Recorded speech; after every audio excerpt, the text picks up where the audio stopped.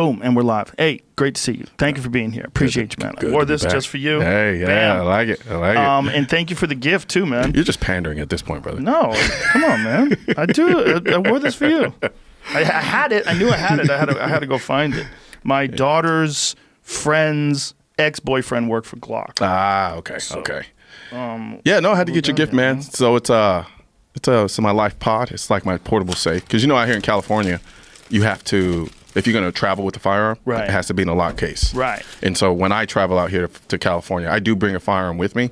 I can't carry because my license isn't recognized out here, but I can keep a gun in like my hotel and stuff. What do you have to do to like?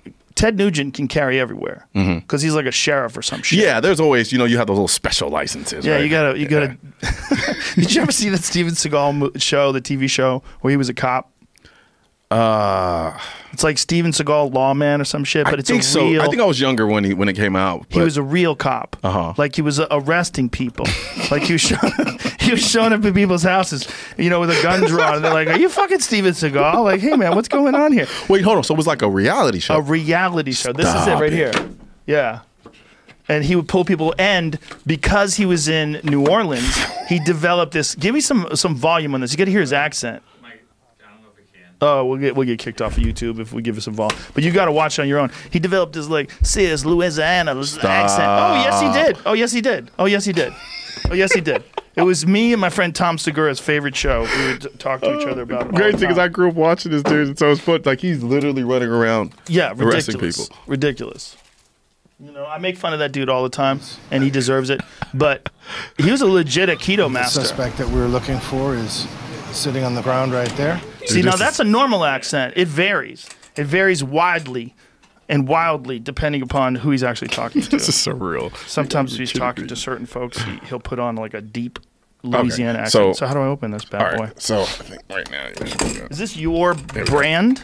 Yes. So basically, I teamed up with this company called Vaultec. That's when you know you're a real gun nut. When you got your own gun safe. I think it only made sense. So how do I open this thing? All right. So basically, there isn't a battery in it yet, but what you would do is you see those clamps on the side. Yeah. So you put the clamps on. That makes it watertight. Okay. And so it's a lifestyle case also. Lifestyle case. Yeah. So like there are people. I just did a post where somebody was on a jet ski and he had all his valuables and contents in there because it floats. Oh, okay. Oh, I see. I see what you're saying. So if you dropped in the water or anything like that. It says here the pew pew pew life. Pew pew. Get it? Gun people don't know what the fuck that means. If you say the pew pew life. Yeah, gun people or non-gun people? Non-gun people. Yeah, no, they don't. They don't. People. They're kind of like what, church? You mean like pews in a church or Catholic? I was like, no. What does that mean? Yeah. Pew pew, like stinky? Yeah, like I wore a shirt one time and the lady was like, what's pew pew? And she's like, what does that mean? I was like, guns. She was like, oh. Oh, Jesus. People, this is one of the reasons why I contacted you. I contacted you right when the looting hit. Because that's racist. No, because there were a lot of white people looting. Yeah, it was a thing where I recognized that there was a giant shift in people's perception of the Second Amendment. And I said, this is a good time for you again. Appreciate it, brother. Yeah, because you're out there beating the drums and sounding the alarms, and all these people that are anti-Second Amendment people were a lot of these motherfuckers that were lined up in California trying to buy a gun last minute. Yep. Because as soon as the lockdown hit, people started getting really nervous. When people started getting locked in their homes, and then people, when they realized they weren't going to work, people started worrying about people stealing and things along those lines.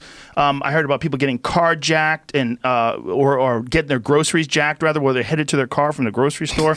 Things got real weird. And then you saw these giant lines at these LA gun stores, and that's when I got a hold of you. Because I think it's a really important conversation. I think you're the best at explaining it from a very rational perspective that, people during the times before COVID, they didn't think that this was important. Yeah. But you were always one of those guys where it was like, hey, what if shit goes down? Yeah. Well, guess what? Shit went down. It did. It's kind of like me carrying a firearm. A lot of people ask me, they're like, when I started carrying a gun, I'm like, why do you need to carry a gun? Like, what do you think, you're a drug dealer or something? I'm like, look, it's nothing for me to take my phones, my wallet, my keys, and then put my gun on and go about my life. It's nothing for me to do that. Yeah, and it's not much of an encumbrance on my life where it's like, okay, it's not worth the day to day of me carrying a firearm. But if I ever needed it, that's going to be the most important thing I have on me to protect that life. So it's a small price to pay for something that has such a huge upside if it ever happens. Yeah, you're a best case scenario though. You're a lawyer. You're super intelligent. You're a really nice guy, but you also love guns. Yes. Like what people are worried about is worst case scenario. They're worried about someone who's a criminal, who just wants to rob people, who has this ultimate power over folks. And that's what everybody's worried about when it comes to guns. They're worried about a school shooter. You know, they're worried about a mass murderer. They're worried about a guy who breaks into a mosque and starts gunning people down. That's what they're worried about. And that's I totally get it. Yeah. Like I really, truly, honestly get it. I know can you do. empathize and sympathize with that. But my whole thing is this. Once we move past that understanding of, so, you know, you have the best case scenario, which you pointed out was theoretically me, so to speak. And then you have the worst case scenario where you have, you know, criminals, you have crazy people, mass shooters, things of that nature. Once we get out of that realm, so let's talk about the reality, because, you know, there's overlaps, right? So I usually ask people, well, what law are you going to come up with that's going to completely stop that? No one knows. Now, I'm not saying that because I have the absolute answer, but what I can tell you is this. If we don't know what law we can come up with that's going to completely stop that, because you can say you can ban all the guns tomorrow. You're still going to have crime. You're still going to have those crazy people doing those same things. We have over 300 million guns in this country. Not going anywhere. You can ban them from law-abiding citizens, and we'd have to deal with that as it comes. But at the end of the day, criminals are still going to get their hands on guns. And so what you have to understand and accept is, from a reality standpoint, if you know that, when all the barriers that are placed to prevent these things don't work, the only person that's going to be able to do anything about it is you. And you want the best thing possible at your disposal to contend against that. And that's what the firearm does. Do I glorify firearms? To a degree, yes, but that's because I'm a firearm enthusiast. I love them from a very practical, scientific... engineering. Exactly. And even from a sports, entertainment, all of those things, right? It's very holistic in that regard. But for people who are just understanding it from a practical perspective, like, okay, from self-defense, if that's the only box you want it to live in, that's perfectly fine with me. I just have a problem where people say things like, well, no one needs to have a firearm. But then you're perfectly aware of all the violence and everything else that goes on in this country. And you understand the limitations of the first responders that we have in place to be able to prevent it. And if you understand that, theoretically speaking, you're on your own. And I don't mean that from a very sadistic kind of, you know, no way out kind of perspective, but it's just reality. The reality of the case is, and we just learned, and we're learning it now with the whole COVID situation. Yeah.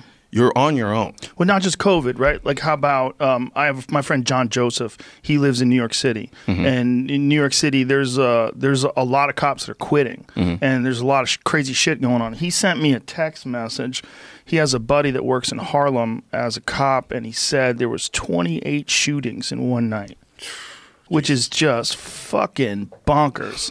And this guy is like, yeah. And you said, and this is New York? Yeah, this is in Harlem. So he sent me. This is the list of all the shootings that he sent me. This is his buddy's 21 years old, and he's working in Harlem. Keep in mind, New York has by far some of the strictest gun. It's literally one of the only places that when I travel to, I will not bring a gun.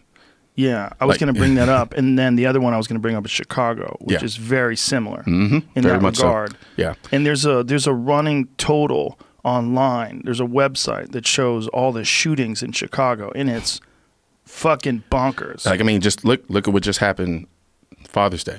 I think it was like 102 people shot. Yeah, like that's fucking ridiculous. It's fucking crazy. But here's the thing about that too. There's a consistency and a pattern behind these types of shootings. It's not even like, so usually when you deal with a problem, the first thing you do is you try to look for a pattern to see if you can figure out a pattern so you can try to solve it. Yeah. And you see, okay, what's the common denominator of all these things? And then why is it? And then you can start to figure out why it happens.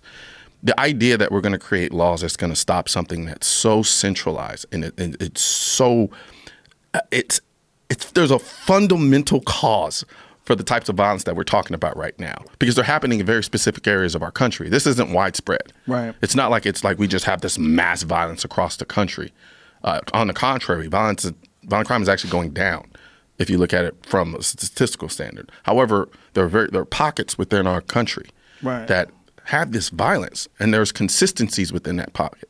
One of the big ones being gun laws. Not gun laws, extreme poverty. Oh, okay. You get what I'm saying? Yes. Because a lot of it okay. is our inner cities. Because if you think about it, some people like to even base it upon race, right? And then say, okay, well, this is a black on black violence issue. Yeah, I can understand that. But however, if you really think about it, think about some of the most affluent black neighborhoods in the country. We don't have those problems. Right. So it's a poverty issue. Exactly.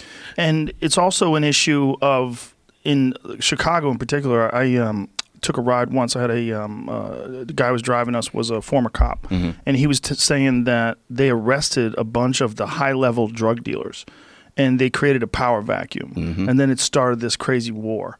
And then this war is just, and he's like, no one knows how to get out of it. No one knows what to do about it. Yeah. This is why Southside Chicago to this day is one of the scariest spots in this entire country. I've done when I was with the NRA, I did two episodes in Southside Chicago. Are you not with the NRA anymore? No, I'm not. How come? The NRA and their ad agency of record had a falling out, massive falling out. I was basically collateral damage within that. So for whatever reason, after they're falling out, I haven't had contact with the NRA for almost a year. So were you working for them? Yeah, pretty much. I mean, in terms of as much as, say, Don Lemon works for CNN. Okay. Well, he really works for CNN. They give him a fat check. Well, that's what I mean. Well, I don't get Don Lemon. Wasn't getting Don Lemon money, but essentially what I was doing was I was a commentator and I was a host of two shows on their platform. Okay. That's the extent. A lot of people thought I was an actual spokesperson. Are you still a member of the NRA? Yeah, I'm still a member of the NRA. Yeah. Okay. I thought maybe you had a falling out with the way the organization was run. No, it's just radio silence. Right. On their end. Yeah. That's kind of weird. The way I function, I just keep moving. That's what I do. Smart. Yeah. So from that perspective, so on my part, there's no bad blood. I may have some critiques about certain things, but other than that, there's no bad blood. Have you noticed a big uptick in people interested in your message? Yes. Yeah. Yeah. Especially a lot of people who are buying guns for the first time, like I'm pretty sure you're getting to. Yeah, a lot of people asking if they can borrow a gun. Yeah. And then they get a first course lesson about how the laws work. Yeah. Well, and then, also like people in California that wanted to go buy a gun, they realized it takes a long time. Like you have to do a background check. Yeah. There's a wait period. And the funny thing that I used to get the biggest pushback from my defense of not having a waiting period for firearms. I used to get a lot of pushback from that because people were like, well, at least, it gives people time to calm down and cool off. I mean, that's cartoon land thinking.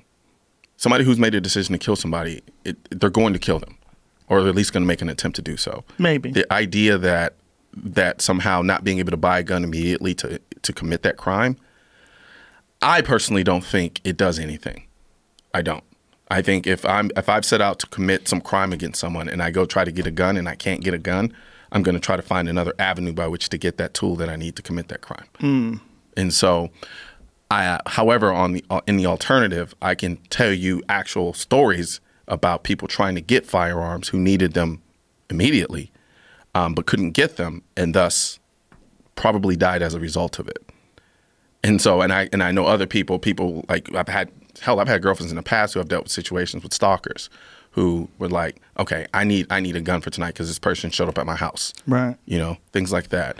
And but don't you think that in order to safely, you want to make sure that someone is not a dangerous, violent felon before you sell them a gun? Absolutely. So there's got to be some kind of background check. We have them. Right. Yeah. But how long do you think, you don't want a wait period?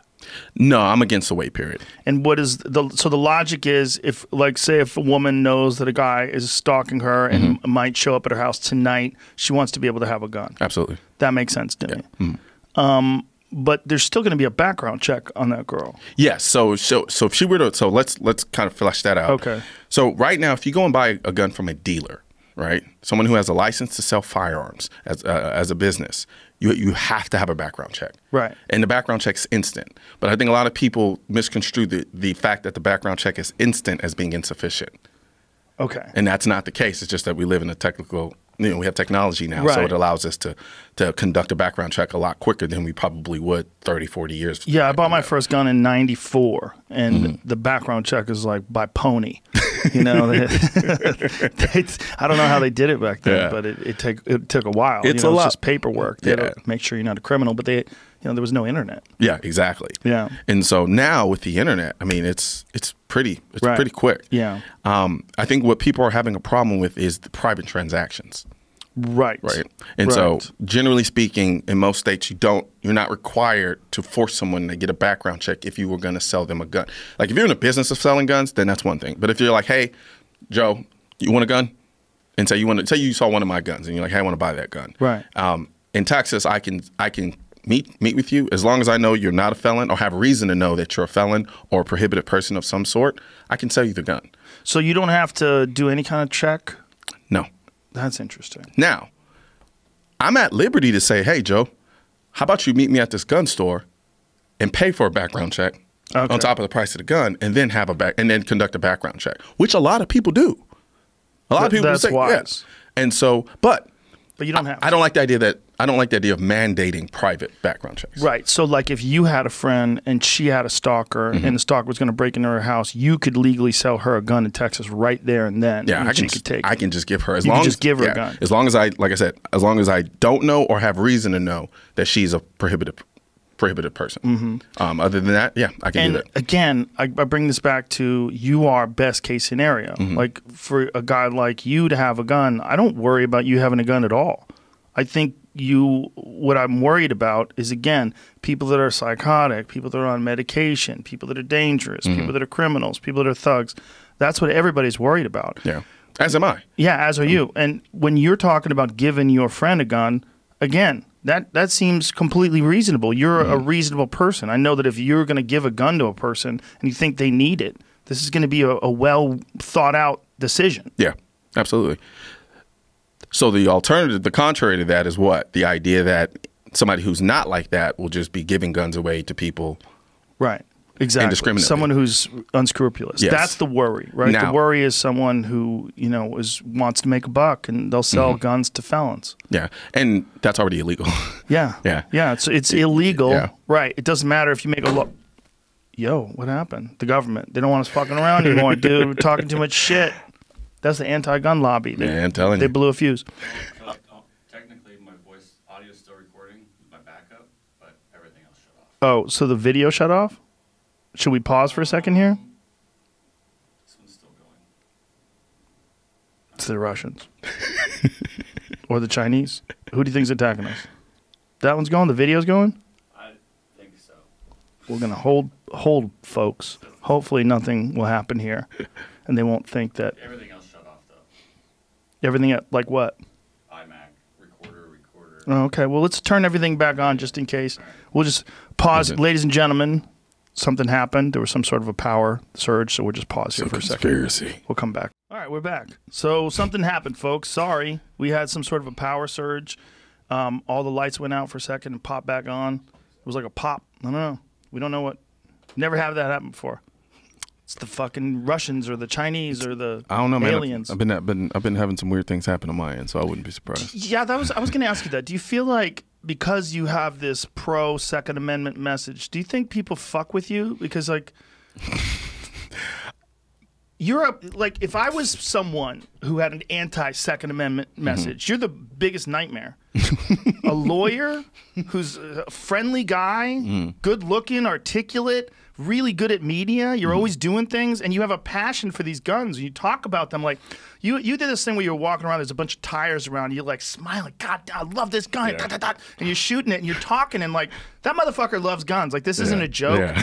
But you love guns the way I love muscle cars or bows or I love guns too. You know what? The funny thing is, you know what I love slightly more than guns? What? Cars. Do you? Yeah. What kind of cars? I'm more into like the vanity, superficial level of cars, like Astons, Ferraris, Porsches, and things of that nature. Yeah, that's where my heart really thumps. Yeah, I'm into cars that make me feel. Yeah, like I feel so. Like manual transmissions. Well, I consider it. So my favorite brand is Aston Martin. It's a great car, and so I consider that the English muscle car. Because largely all the sensorial effects that you get from an American muscle car, generally speaking, with a little bit more refinement, you get from Aston Martins. But then they also go wrong, and they also lose value incredibly. Yeah. So the go wrong part. Yeah. Dane Cook was telling me about that. He said he had an Aston Martin that fell apart. But my friend Brendan Schaub has one right now, and he loves it. Which one do you know? What is that? It's dope. Whatever. It looks like a spaceship. It's pretty slick. I love them, man. They evoke an emotional response out of me more than any other, generally speaking, any other car. It's British. Yeah. I don't trust British. I don't trust my people. Italians can fuck off. I'm never buying one of your cars, you fucking animals. My people are supposed to make pizza and paintings. They're not supposed to be making cars. Well, man, they have a lot of character, brother. Oh, yeah, they do. Boy. Yeah, no, yeah. I love Ferraris. They are gorgeous. I mean, I'm so stupid I might buy one day.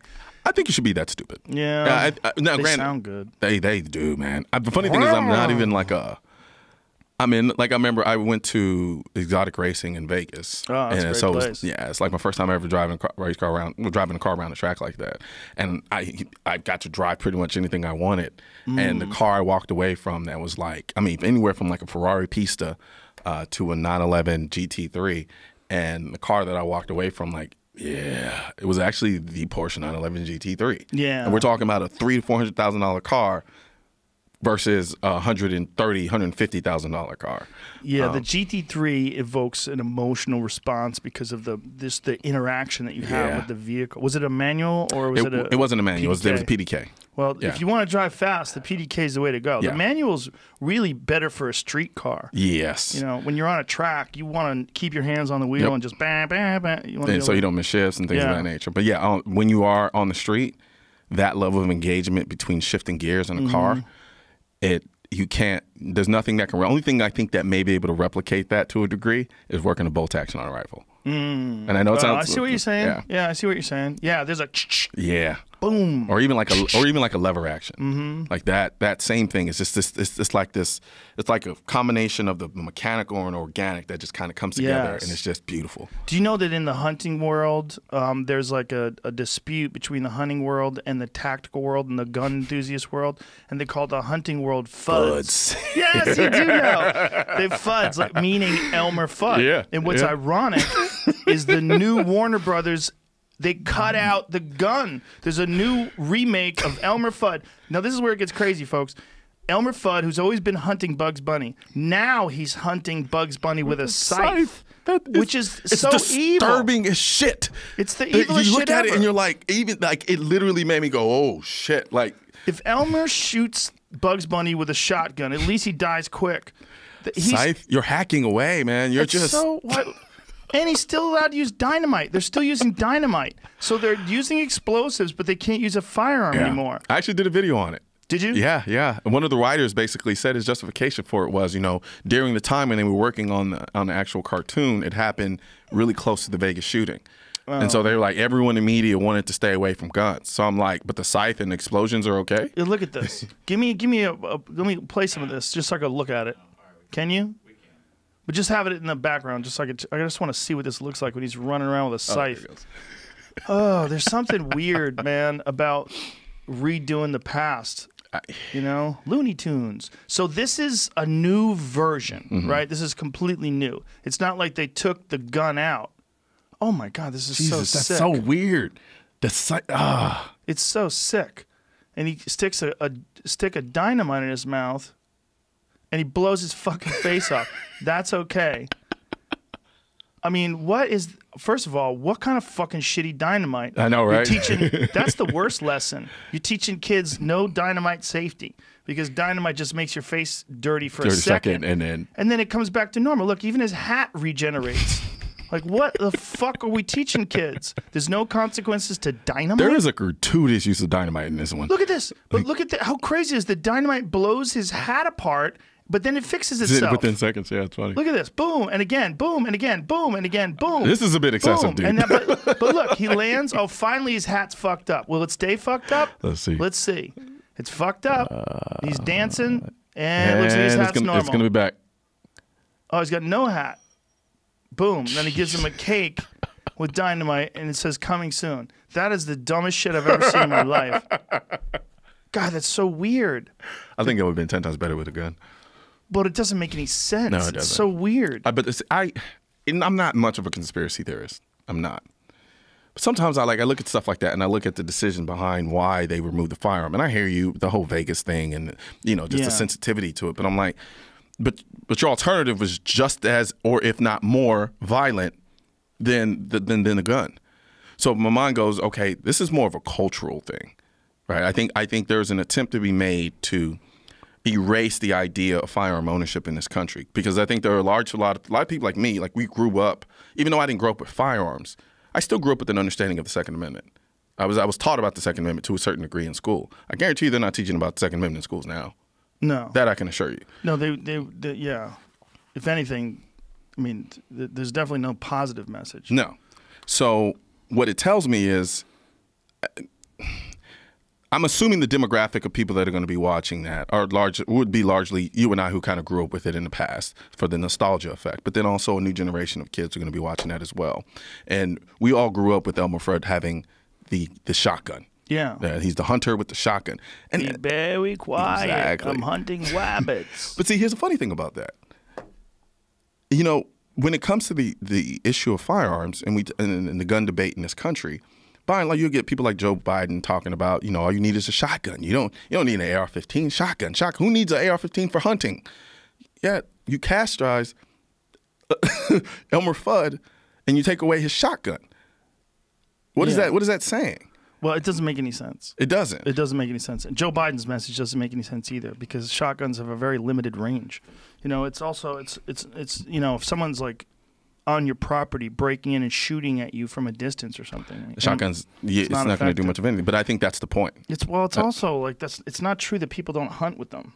People hunt with ARs all the time, particularly pigs. Mm-hmm. That's another debate in the hunting world about bolt action versus semi-automatic, and that especially when people hunt pigs, like in Texas, you're dealing with a massive pig infestation, and when they hunt these wild pigs, they like to use guns they could fire more than one round. There's a video of me right now on YouTube where I was hunting hogs at night with an AR. Yeah. And the funny thing is, a lot of it too, for me, I mean, we have cougars in Texas. Mm-hmm.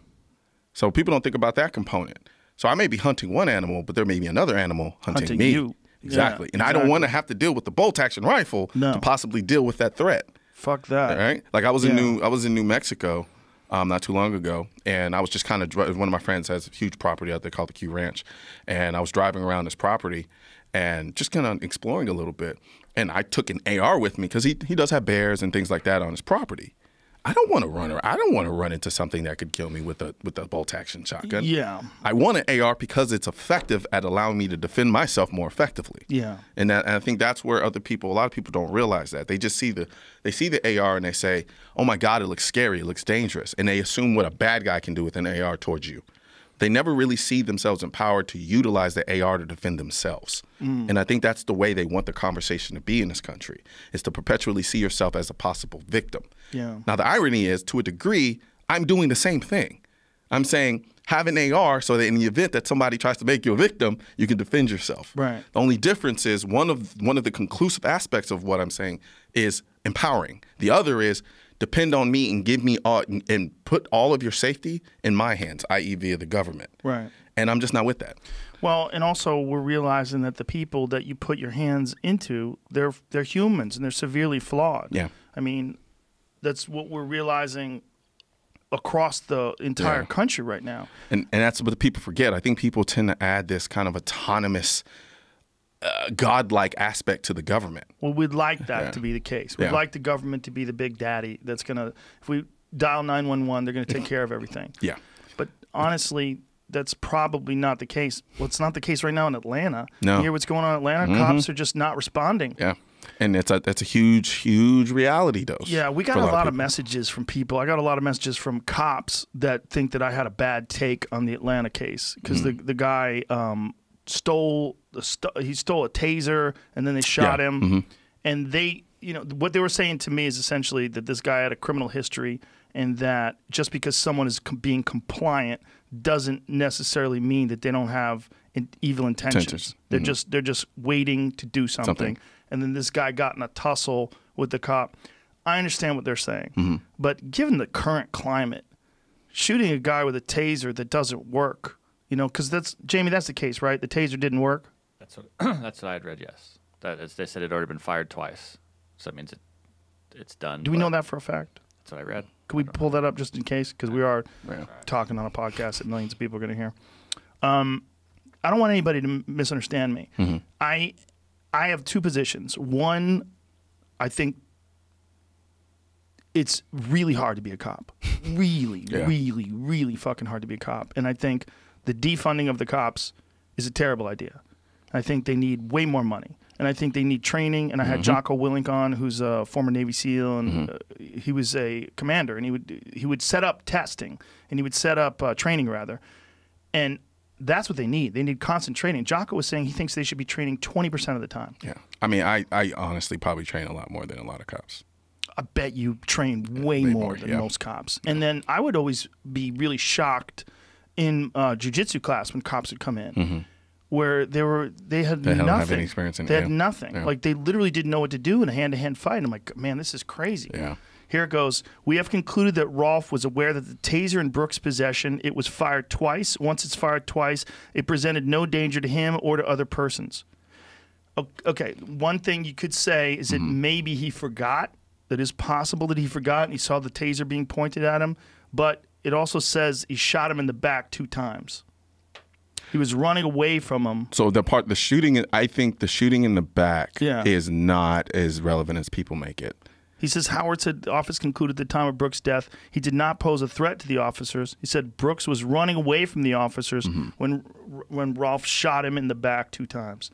I agree with. The shooting in the back, I don't think is as important because people move. Well, also while they're in the video, from what I saw. Now I could be wrong. Anybody can correct me if they say this. When I saw him in the video, he was turning back and shooting like this. Oh, so it stands to reason if he's firing on him, he's going to get hit in the back. Right, but if they knew that the taser had been fired twice, that's a different story. If you can prove that he knew the taser, for me, you can prove that the taser, you can prove that he had knowledge that it was a taser, that it had already been fired and was inoperable at that point.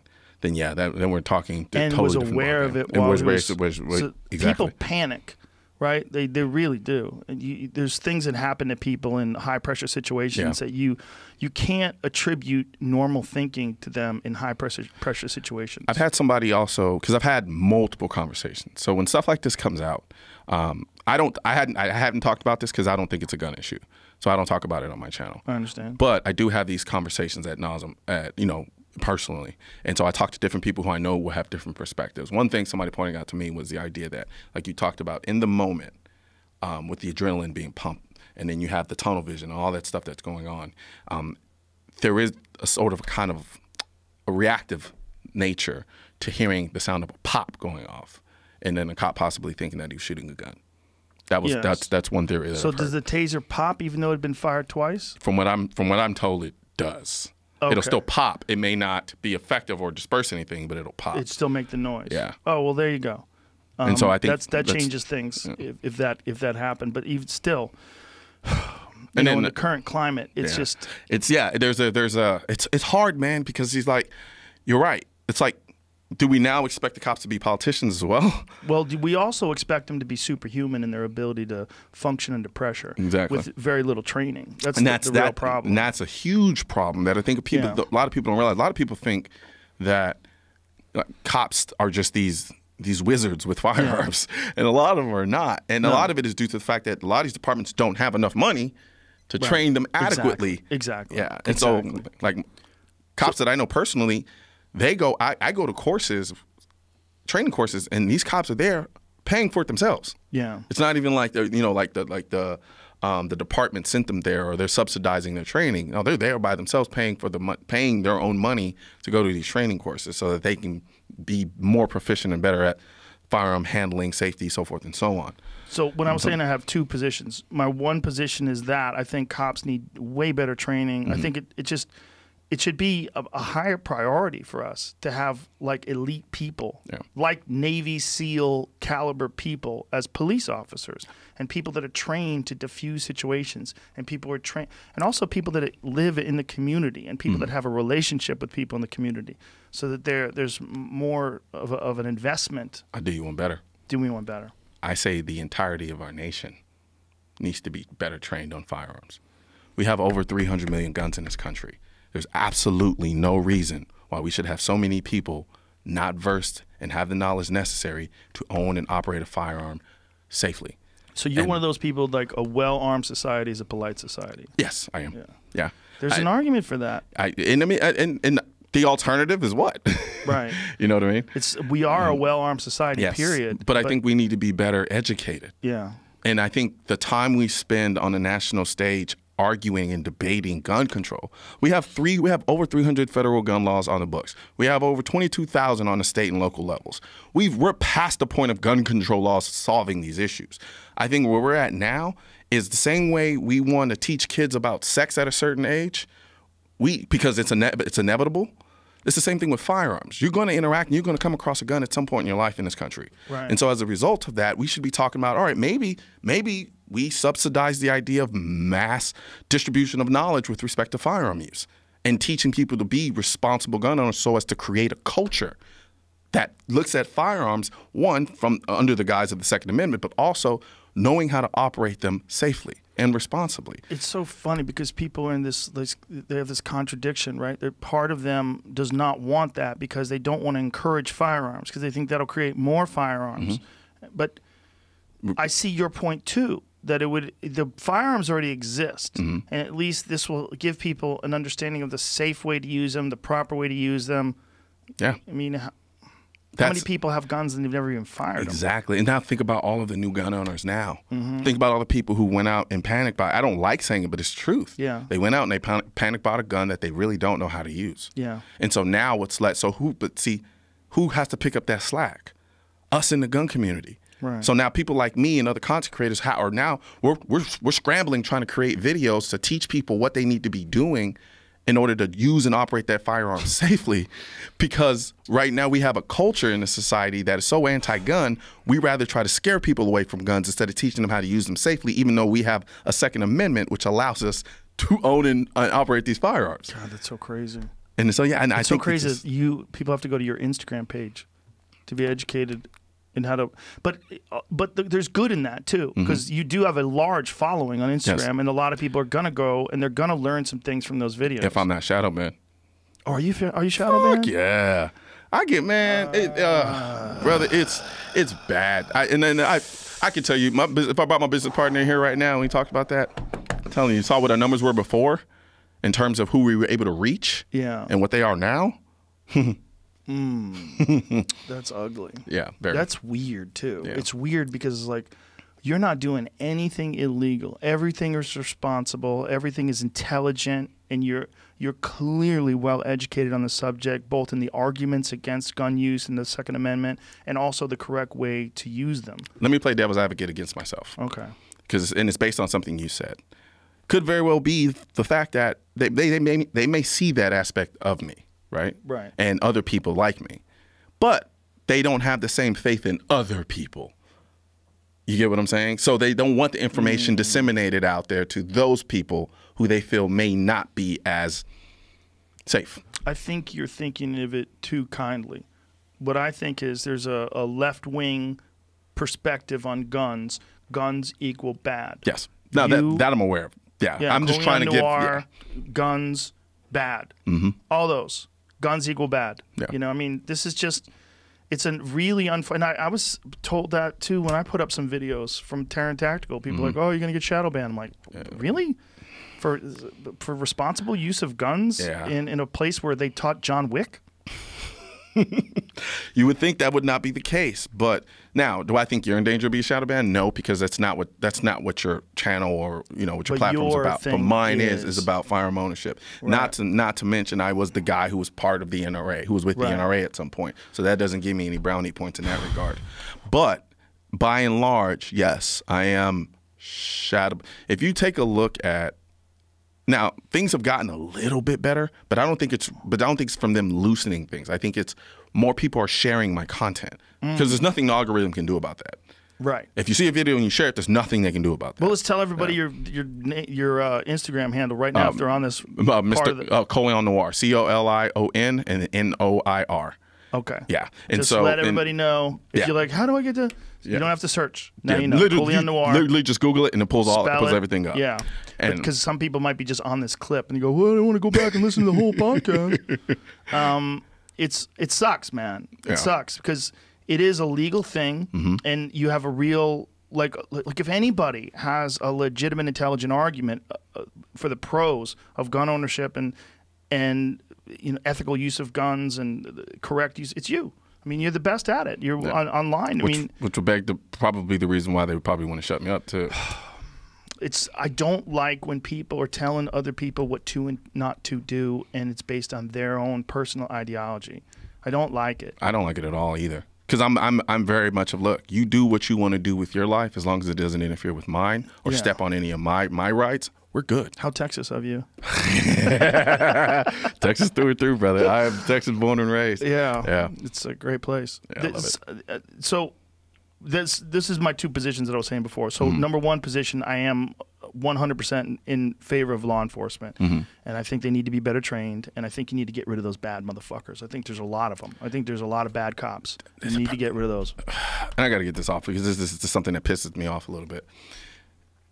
That is a nuanced perspective. However, on social media and in general, the idea of having a nuanced perspective on a particular issue is so far gone now that you can't even really have a conversation. I can say in one breath, I am pro-cop. Yes. I am pro-cop. I have a lot of friends who are cops.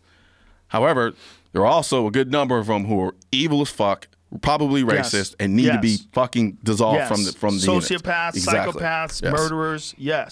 But for some reason, it's either all cops are bad or they're all good, and that's what I can't get down with. Yeah, I just can't. You can't get down with that, and I'm with you. I think we can also say in one breath, I'm pro-cop, but I'm also pro these peaceful protests.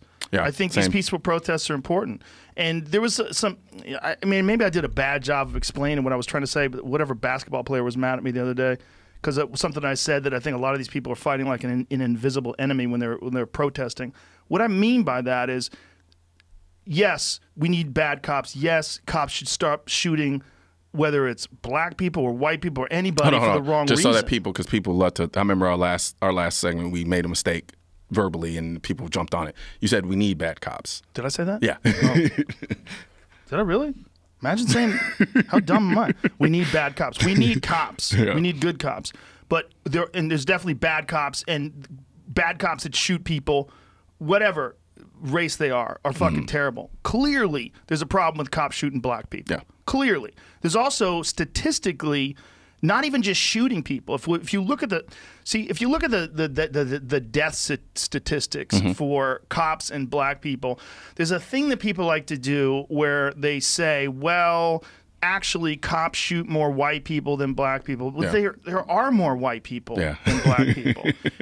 But the other thing that I think is as important, if not more important, is cops are physical with black people more than they are white people. Cops are physical with brown people, Mexicans, Puerto Ricans. They're physical with them more than they are white people, statistically by as much or more than 25%. Yeah. There is a problem. Also, there's a problem with people that don't know what they want. They just think that defunding the cops are bad. This is what I meant by fighting an invisible enemy. I just did a shitty job of explaining it. The thing we should want is a safe community, including people that get pulled over by cops. So that's the one thing that needs to be addressed first, right? Get rid of the bad cops, fund them better, train them better. And we should all want this. This defund the cop shit is crazy. I think a lot of this movement has been co-opted. By? And I always hesitate because I like I said, I'm not a conspiracy theorist, but I have to call a spade a spade. There are a lot of subversive. There's a subversive group in this country that wants to topple the current structure of the United States, so that they can gain power because they think they can rule better. Yes. And a lot of those people, generally speaking, are Marxist. Yes. That's pretty much it. That's why, like, I make a delineation when people are asking me about Black Lives Matter, for instance. Black Lives Matter, the sentiment, I can get down with. Black Lives Matter, the organization, I cannot. And why is that? Because they are not for the same thing. So what do you think? The leader, the founders of Black Lives Matter, literally just came out and basically said she's a trained Marxist. She didn't basically said, she said blatantly. She's a trained Marxist. Both of them. The founders of Black Lives Matter organization are these are the both same trained Marxists. folks that went on stage with Bernie Sanders at one time? I believe so. Don't quote me on that. And took the mic from him? Whoever the two women are who are the founders of Black Lives Matter, the organization, they are trained Marxists. Said it with their own mouth on the show. And what is their goal? What do they want? Well, what do Marxists want? They want to topple the current structure. They have their so to speak, their useful idiots that create chaos to topple whatever structure is in place so that they can come in, fill the vacuum. And then what did they do with the useless chaos? What did they do with the useful idiots? They dispose of them because they are rebellious in nature and thus will topple the power structure that's in place then.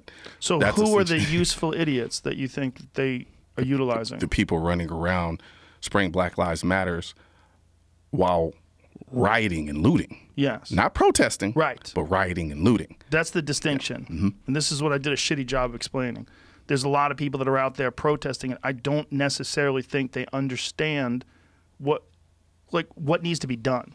Yeah. Like, what needs to be done to keep us safe is not defunding the police. Not. What needs to be done is maybe. they need to go through the fucking police department with a fine-tooth comb, and every one of these motherfuckers that has multiple complaints, just get rid of them. Yeah. Just get rid. Find out what the fuck is going on. Yeah. If the multiple complaints don't make sense, then leave them alone. Yeah. But find out, like, that guy, that guy that killed that guy, and or anybody who could do that to a person, who could lean on a person's neck like that for 8 minutes. Something's fucking wrong with you. Something's fucking wrong with you, and you should have never been a cop in the first place. And we all know that there are people like that. When you talk to people that are in the military, there are folks that they have to work with that are fucking sociopaths. And they hope that BUDS training and that SEAL training is going to weed those guys out, or that Ranger training, or whatever the fuck it is that they have to do. But it doesn't always. Always.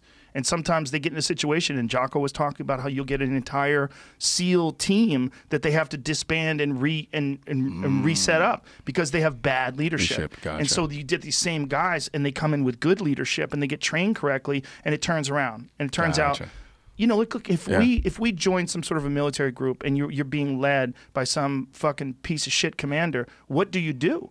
Where do you go? And your faith in the whole entire organization is fucked. Yep. So a lot of this stuff is top down. So you have a lot of these cops that are in these bad neighborhoods, and they've been dealing with corruption for. There's a movie called The 7-5, and it's about the 75th precinct in New York. And Michael Dowd, who is one of the guys in the movie, was a bad cop. Yeah. And he's out now, and he did time and shit like that. But it's a fucking crazy movie, and I had him on the podcast. But his first day on the job, didn't they throw a dude off a balcony or some shit like that? He was told to shut his mouth. Something happened, like first day on the job. He witnessed some crazy shit, and he was basically told, "Hey, motherfucker, this is how we do shit. Like, get all that fucking goody two-shoes dragnet bullshit out of your head. This is how we do things here."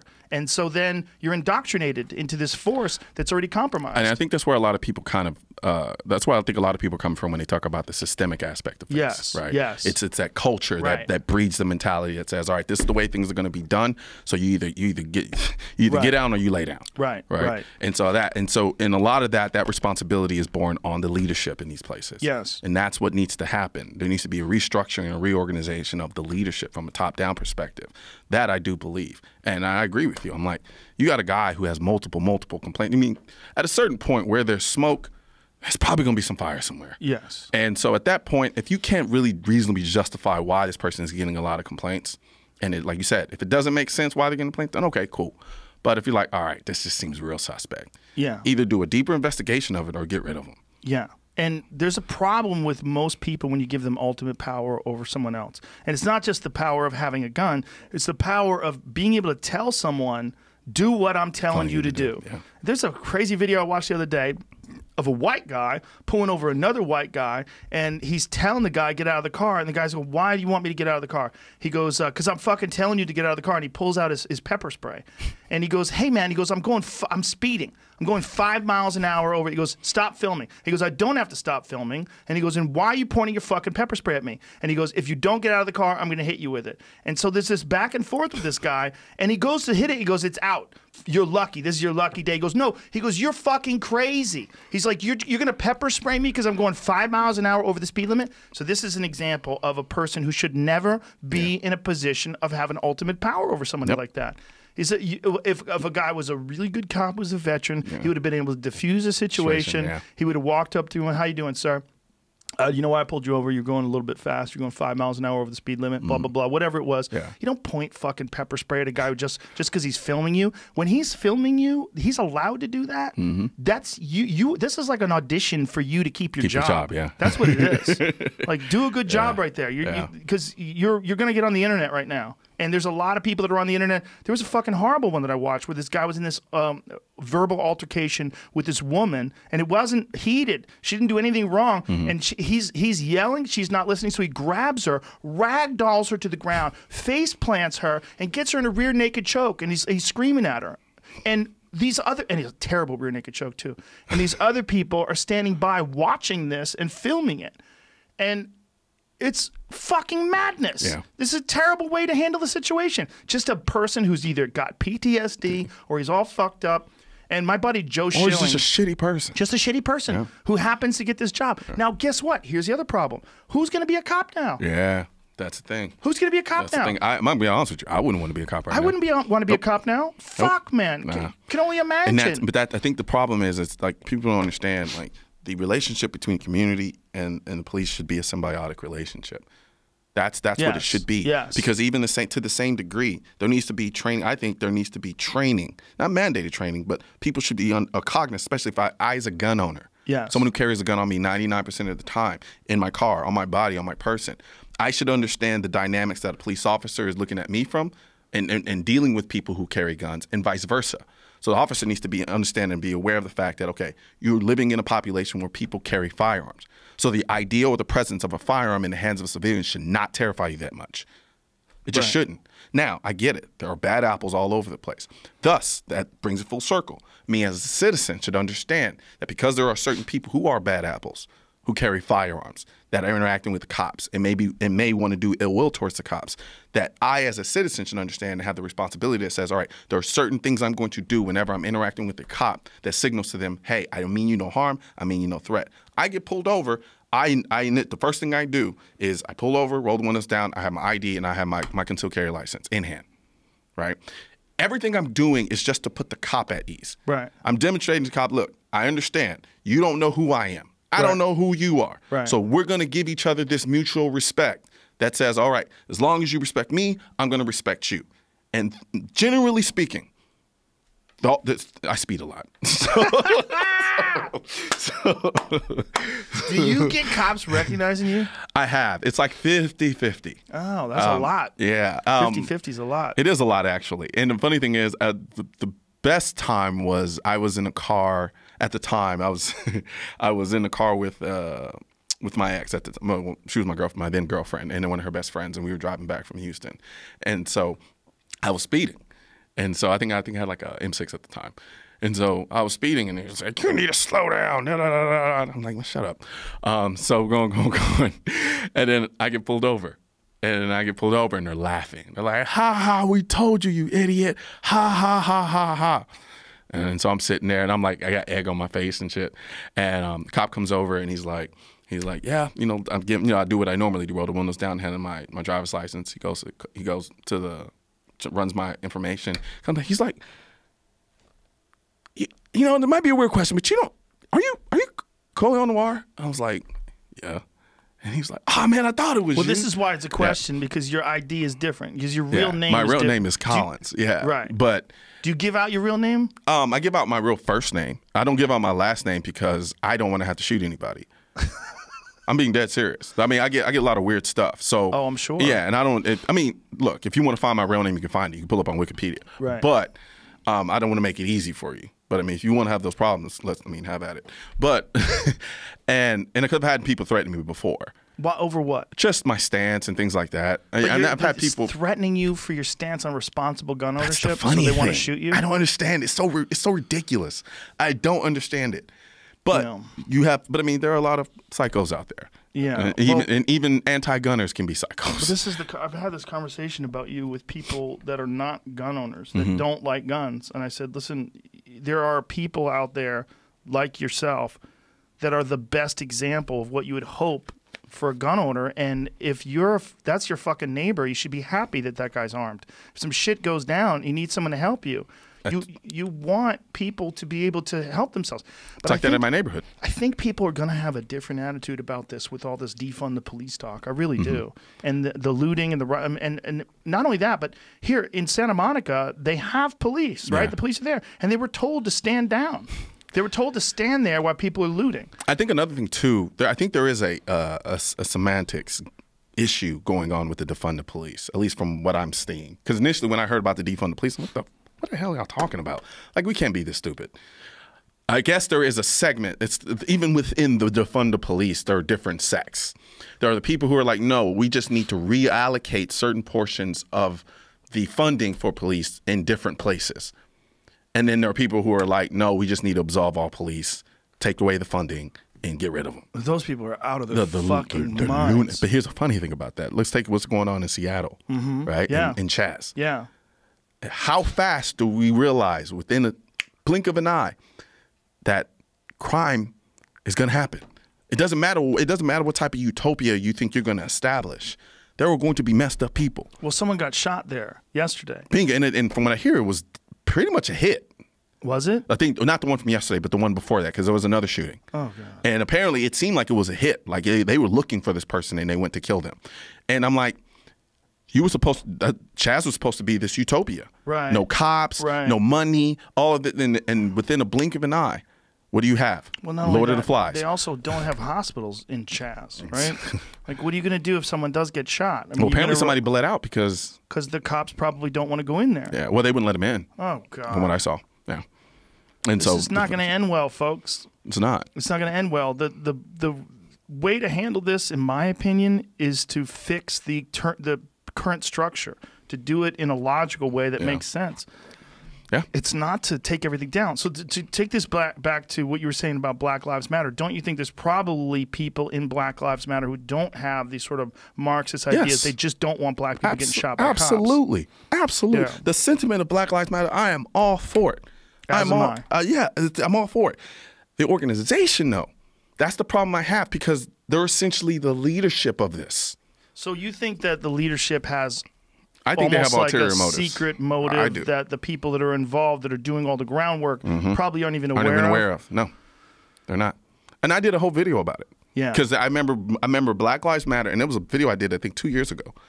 And this is when I was with the NRA, and Black Lives Matter was attacking the NRA, basically saying that they don't really care about black gun ownership, so forth and so on.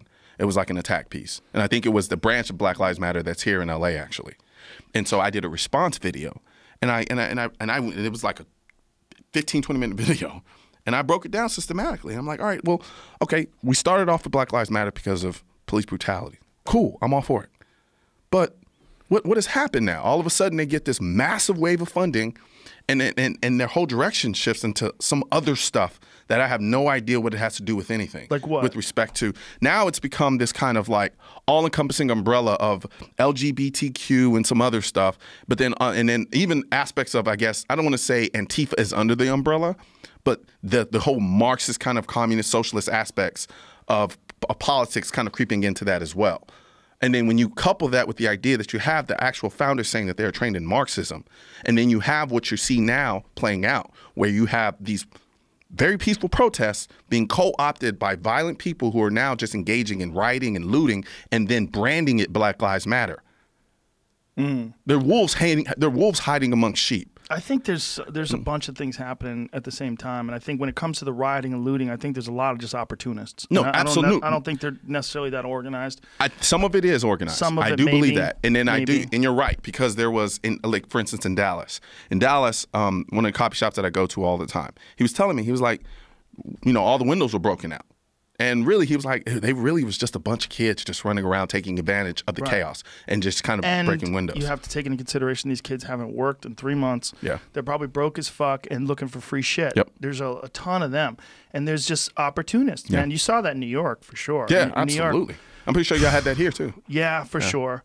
But the crazy thing about New York is a lot of it was apartment buildings filming down on the streets because, you know, in New York, everyone's in high-rise. So they're filming. There's so many videos of people filming on the streets while all this madness is going. There's one crazy video where all these people are breaking into shit and this guy runs in the street and another guy hits him with a car and he goes flying through the air and the car takes off. Jesus. Bro, it's mad. And then they're just smashing through Soho and breaking into art galleries and stealing everything and like it's nuts, man. But it poses a question. When you have chaos, you inevitably will get destruction.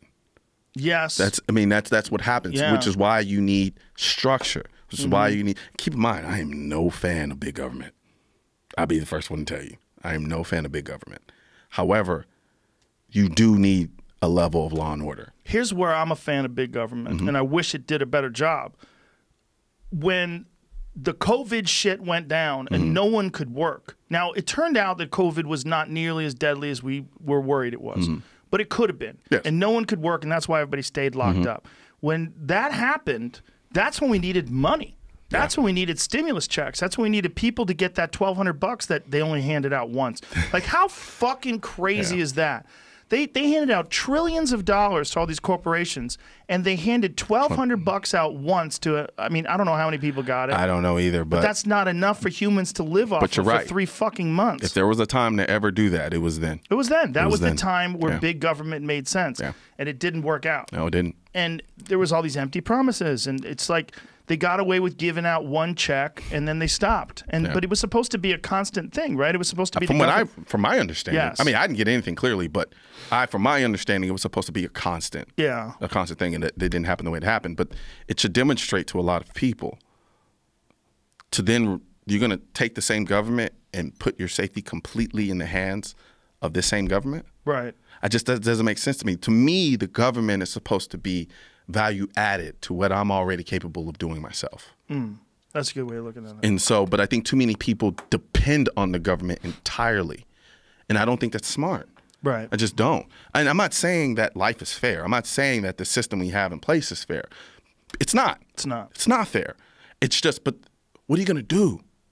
Right. What are you going to do? Right. The way I was raised and the way that my mom raised me was literally, life is not fair, son. Deal with it. Figure it out. Find a way around it.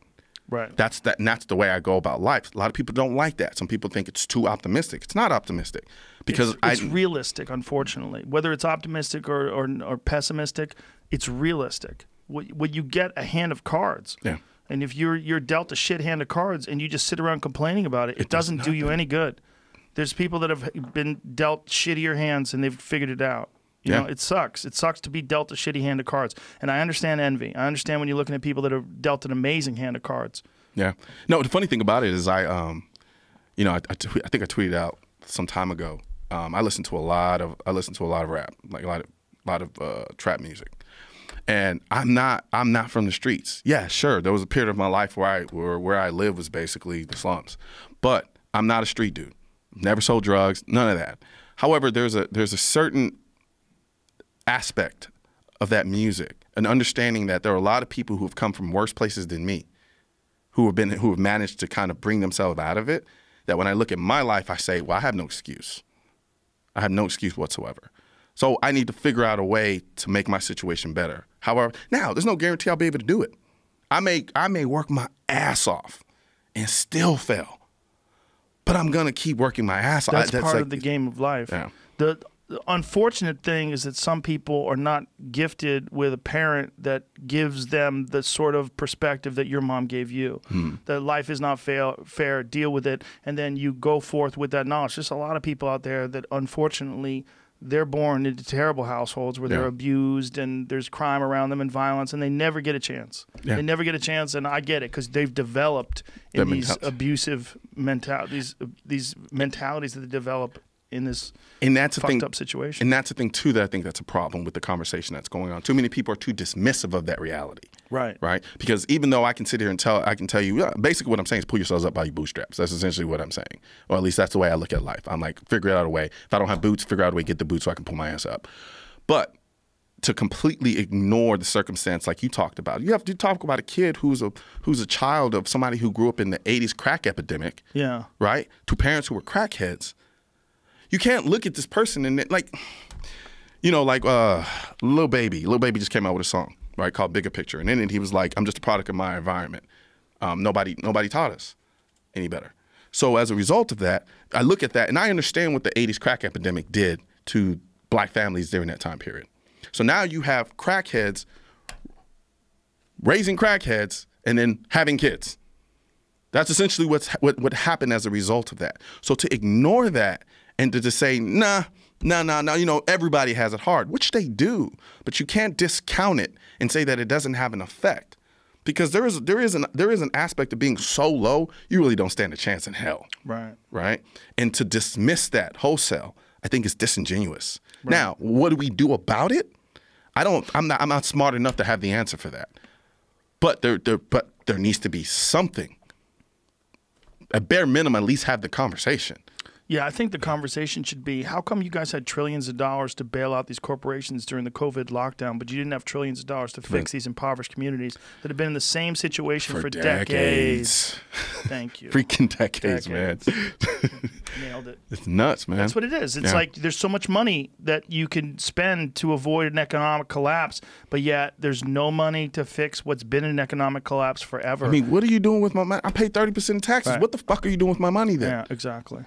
Exactly. You know, and I've said it again. I've said it before. I'll say it again. If you want to make America great, you would want less losers. Yeah. How do you have less losers? Give people more of an opportunity to get better. Yeah. Give people more of an opportunity to succeed. And they should look at all those spots, whether it's Baltimore or Detroit or South Side of Chicago, look at all those spots in this country as places where people have much less of a chance. So if you give them more of a chance, you can have more productive people. You can have a stronger country. Yeah. It's really simple. It's as simple as like and the funny thing is, you'll probably see the most growth happen in those places. Yeah. It's just like lifting weights. Oh yeah. If I haven't lifted in 20 years, you know, you start lifting weights on a regular basis. You're like, yo, I'm seeing transformations. It's only when you've been doing it for a while, you're like, oh man, I'm stagnating. You know what I mean? Good point. But, yeah, that's a good point. You know, and it's also, we're supposed to be a community. Yeah. You know, I mean, that's one thing that I do love about these peaceful protests. All these people marching together, whether or not they're all going to get COVID or not, which is they probably a lot of them are. Don't get me started on that. That's a fact. You know, it's like, especially at night. Apparently, Brett Weinstein sent me something, Jamie. I'll send it to you. It's very interesting. But one of the things that they found out about COVID is that it dies almost instantly, airborne COVID, when it hits UV light. Really? Yeah, I'm going to send you this, Jamie. Which is really kind of crazy. Yeah. So it's one of the reasons why apparently did it wasn't a link. It wasn't a link? It's just text. Really? Oh, I'm sorry. Hold on. Here, I'll do this and then I'll do this. Yeah, this will work. Here we go. It's rapidly inactivated by simulated sunlight or sunlight. Yeah, just UV light kills it. Yeah. You can see me running around my house. It's going to look like a rave party. I know. But what's interesting is what Brett Weinstein's, what his theory was or his thought was. It's this. He's a biologist, and he was on the podcast last week. And one of the things that he pointed out was there's all these indications that this is something that escaped from a lab. Yeah. Like very specific indications. That's what I'm saying too. Yeah, and these indications are basically the way it evolved. It evolved far too quickly. And then he pointed out some things that I'm not going to remember because I'm a moron. But he said also it seems like because of the fact that it dies in sunlight, but it spreads very easily without sunlight, because it's very contagious. He thinks it may have evolved in this laboratory environment to be more contagious while indoors. So his thought is that this is something that they probably had created in order to test various antiviral medications and all these different things, and that during this process somehow or another it got out, and it's one of the reasons why this thing spread so quickly to people indoors. Gotcha. Yeah, but it's so fucking, it's so crazy, it's so contentious. That's another thing people got mad at me because I was saying that you didn't have to wear a mask. Well, that's what I read. The CDC was saying that unless you're dealing with COVID patients, or was it the World Health Organization? But then again, also I was saying it to fuck with my friend Bill Burr. I think you should know this, folks. When I was saying that, I was trolling Bill Burr to try to get him to go on a rant. But maybe it was the Kyle Dunnigan show, too. Don't listen to me. I'm a moron. Go online. But don't get mad at me, either. I don't know what the fuck I'm talking about. Oh, man. But I do know that there's these giant spikes in all these cities where they had big protests. Yeah. I mean, that's it's going to happen. I mean, yeah. I mean, you have a highly dense populated area with a bunch of people marching, sweating, But what's hilarious is they're blaming it on Republican governors opening up the states too early. That's what they keep blaming it on. Man, this party politics stuff is it drives me insane, man. But it's happening in California too. You can't do that. This is a super liberal progressive state. It is happening right here too. We're gonna drive ourselves crazy with this. This political. They should make political parties illegal. They really should. I'm not like, against. You can't say you're a Republican or a governor or a Democrat. It's just too confusing to people. I just want you to tell me what you want to do. Yeah, tell me what you want. Look, what do you want to do? Yeah, what do you want to do? And then we can talk. And then let's have that conversation. Stop hiding behind a donkey or an elephant. You confuse the fuck out of me. You know. I'm of the same nature. Like what are we doing, man? We keep playing this game. What it does is it creates extremes. Yep. Right. And so without extremes, again, no nuance. Yeah. Without nuance, we really don't solve anything. Everything becomes a nail and everyone's a hammer. Yeah. That's pretty much what happens. Exactly. And so we need more scalpels. That's what we need. Well, we need more options. Yeah. You know, this two-party option that's left us with Joe Biden or Donald Trump is so bonkers. That's another thing people got mad at me last week. Because I said that Joe Biden is experiencing cognitive decline, and people are. Well, how is anybody not seeing that? Thank you. How is that? No, I don't think they're really mad. I think it's just people that think that I'm going to fuck up the Democrats' options. That somehow or another people are going to listen to me and but not come vote. on, like it's not even like look. It's not debatable. It's not. It's not. It's not debatable. Man. Can you imagine if Trump was that confused all the time? They would be hammering him hard. And by the way, he has been confused before. Don't get it wrong. I mean, but they're both old. What's that? They're both old as fuck. And also, I think Trump's medicated. I think when I've seen these videos where he's like slurring, David Pakman had a bunch that he put up where he's like slurring his words. I think he's like coming down off some shit, or you know what I mean? Like I think he's on some uppers. I think he's on some. I think that's how he's so peppy. Well, if he does those rallies, if that's the case, give that same shit to Joe Biden.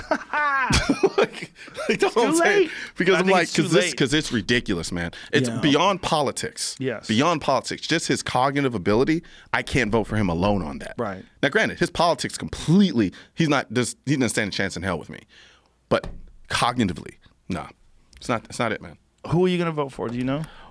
Right now, I'll probably do the same thing I did last time. But yeah, that's where I'm at. What does that mean? I voted for Trump last time. Did you? How dare you? Yeah, I know, right? People get mad at you? Oh, all the time. Really? Yeah, but I'm a pragmatic voter. Did they get mad at you for that more, or the Black Lives Matter position you were just describing? Well, the Black Lives Matter, we'll find out. The Black Lives Matter position I described, I hadn't talked about that in almost 2 years. But you talked about it on your videos? I did before, yeah. And I got some people understood where I was coming from. Some people have to understand, like, I really, really, really try to remove all sense of emotion when I try to assess or analyze a situation. I look at things as pragmatic as I possibly can, not discounting my emotions. I just try to remove it when I'm analyzing it and then make my decision. I'm still human, right? So I'm going to have my biases, but I am very practical, and I also understand I have a platform that is rather large. Yeah. So it's irresponsible for me to just go off on emotional tirades based on how I feel without investigating facts. Now, have I been wrong? Yeah. Have I maybe shot my mouth off a little bit beforehand before I should have? Yeah. But I try to learn from those mistakes. Right. And so and then another thing too, because there is no nuance, most of the people who are mad at me about, especially with the Black Lives Matter aspect of things, like, I don't have a problem with the Black Lives Matter sentiment. I'm freaking black. Right. I don't understand that. Yeah. However, I'm not a fan of the organization. You're not a fan of Marxism. I'm not. Yeah. Yes. I understand. Actually, you know what? That's a beautiful way of putting it. Yeah. Remove that Marxist element of it, and we talk. That's what's interesting is like every movement gets kind of co-opted by some of the ideas that are attached to the movement. It's like sometimes they have a really good bill, right? And they're trying to pass like a stimulus bill, and then you look in the bill and there's all sorts of wacky shit. I mean, that people are trying to shove into things. It's kind of deliberate. Sometimes, you know, they'll pollute it so it doesn't get passed. That's right? A big part of politics. Yeah. But you don't expect that from something that seems so organic, like Black Lives Matter. Like Michael Che has a great bit about it, but he's like, think about, I'm going to fuck up the bit, but it's like basically just the sentiment is so, like, all we're saying is they matter. Yeah. Like, that's even people argue that. Yeah, that's where I look at the disingenuous nature of the conversations that are being had. Like, it's as simple as this. Like, I don't see why anybody would get mad at Black Lives Matter, and I don't understand why anybody would get mad at All Lives Matter. But I can see why somebody would get mad at someone saying All Lives Matter in response to Black Lives Matter, because what it seems like it's doing is just undermining and just kind of tossing aside the aspect of the complaint. Right. The complaint is cops have been killing black people, and it's on video, and we all should be outraged. We should. Yes. Yes. And if it is, because people do make the argument that, well, all lives matter and more white people are killed by cops, and you're right, and I think you should be as equally mad. I do. If police brutality should not stop at race. Right. Police brutality is police brutality. So my thing is this: if we live in a country and we're supposed to be all one, all lives do matter. We do. However, if there is a particularized group of people within that inclusiveness that feel like their lives don't matter, at bare minimum, we should have that conversation. Right. We should just at least have that conversation and say, all right, why do you feel that way? Why? What is it exactly that makes you think that your life doesn't matter? And then when we go through the particular points and address each one, you know what? It may be coming from nowhere. It may be delusion, or it may be completely, utterly valid. But at bare minimum, if we can't even get to the point where we have the conversation because our instinctive gut is to say, no, all lives matter. What are you talking about? Right. It's not fair. It's not fair. Yeah. I'm not saying one side is right or the other. What I'm saying is we're going to be a country that's all one people, and there's a part of it that's telling you we don't feel like we matter. Right. But we need to address it. Yes. And understand why the fuck they feel that way. Well, if the Indian people were saying the same thing, Indian lives don't matter. I'm not Indian. I didn't grow up in the culture. I don't know what particularized issues you may have growing up in this society. I don't know what the hell you're talking about.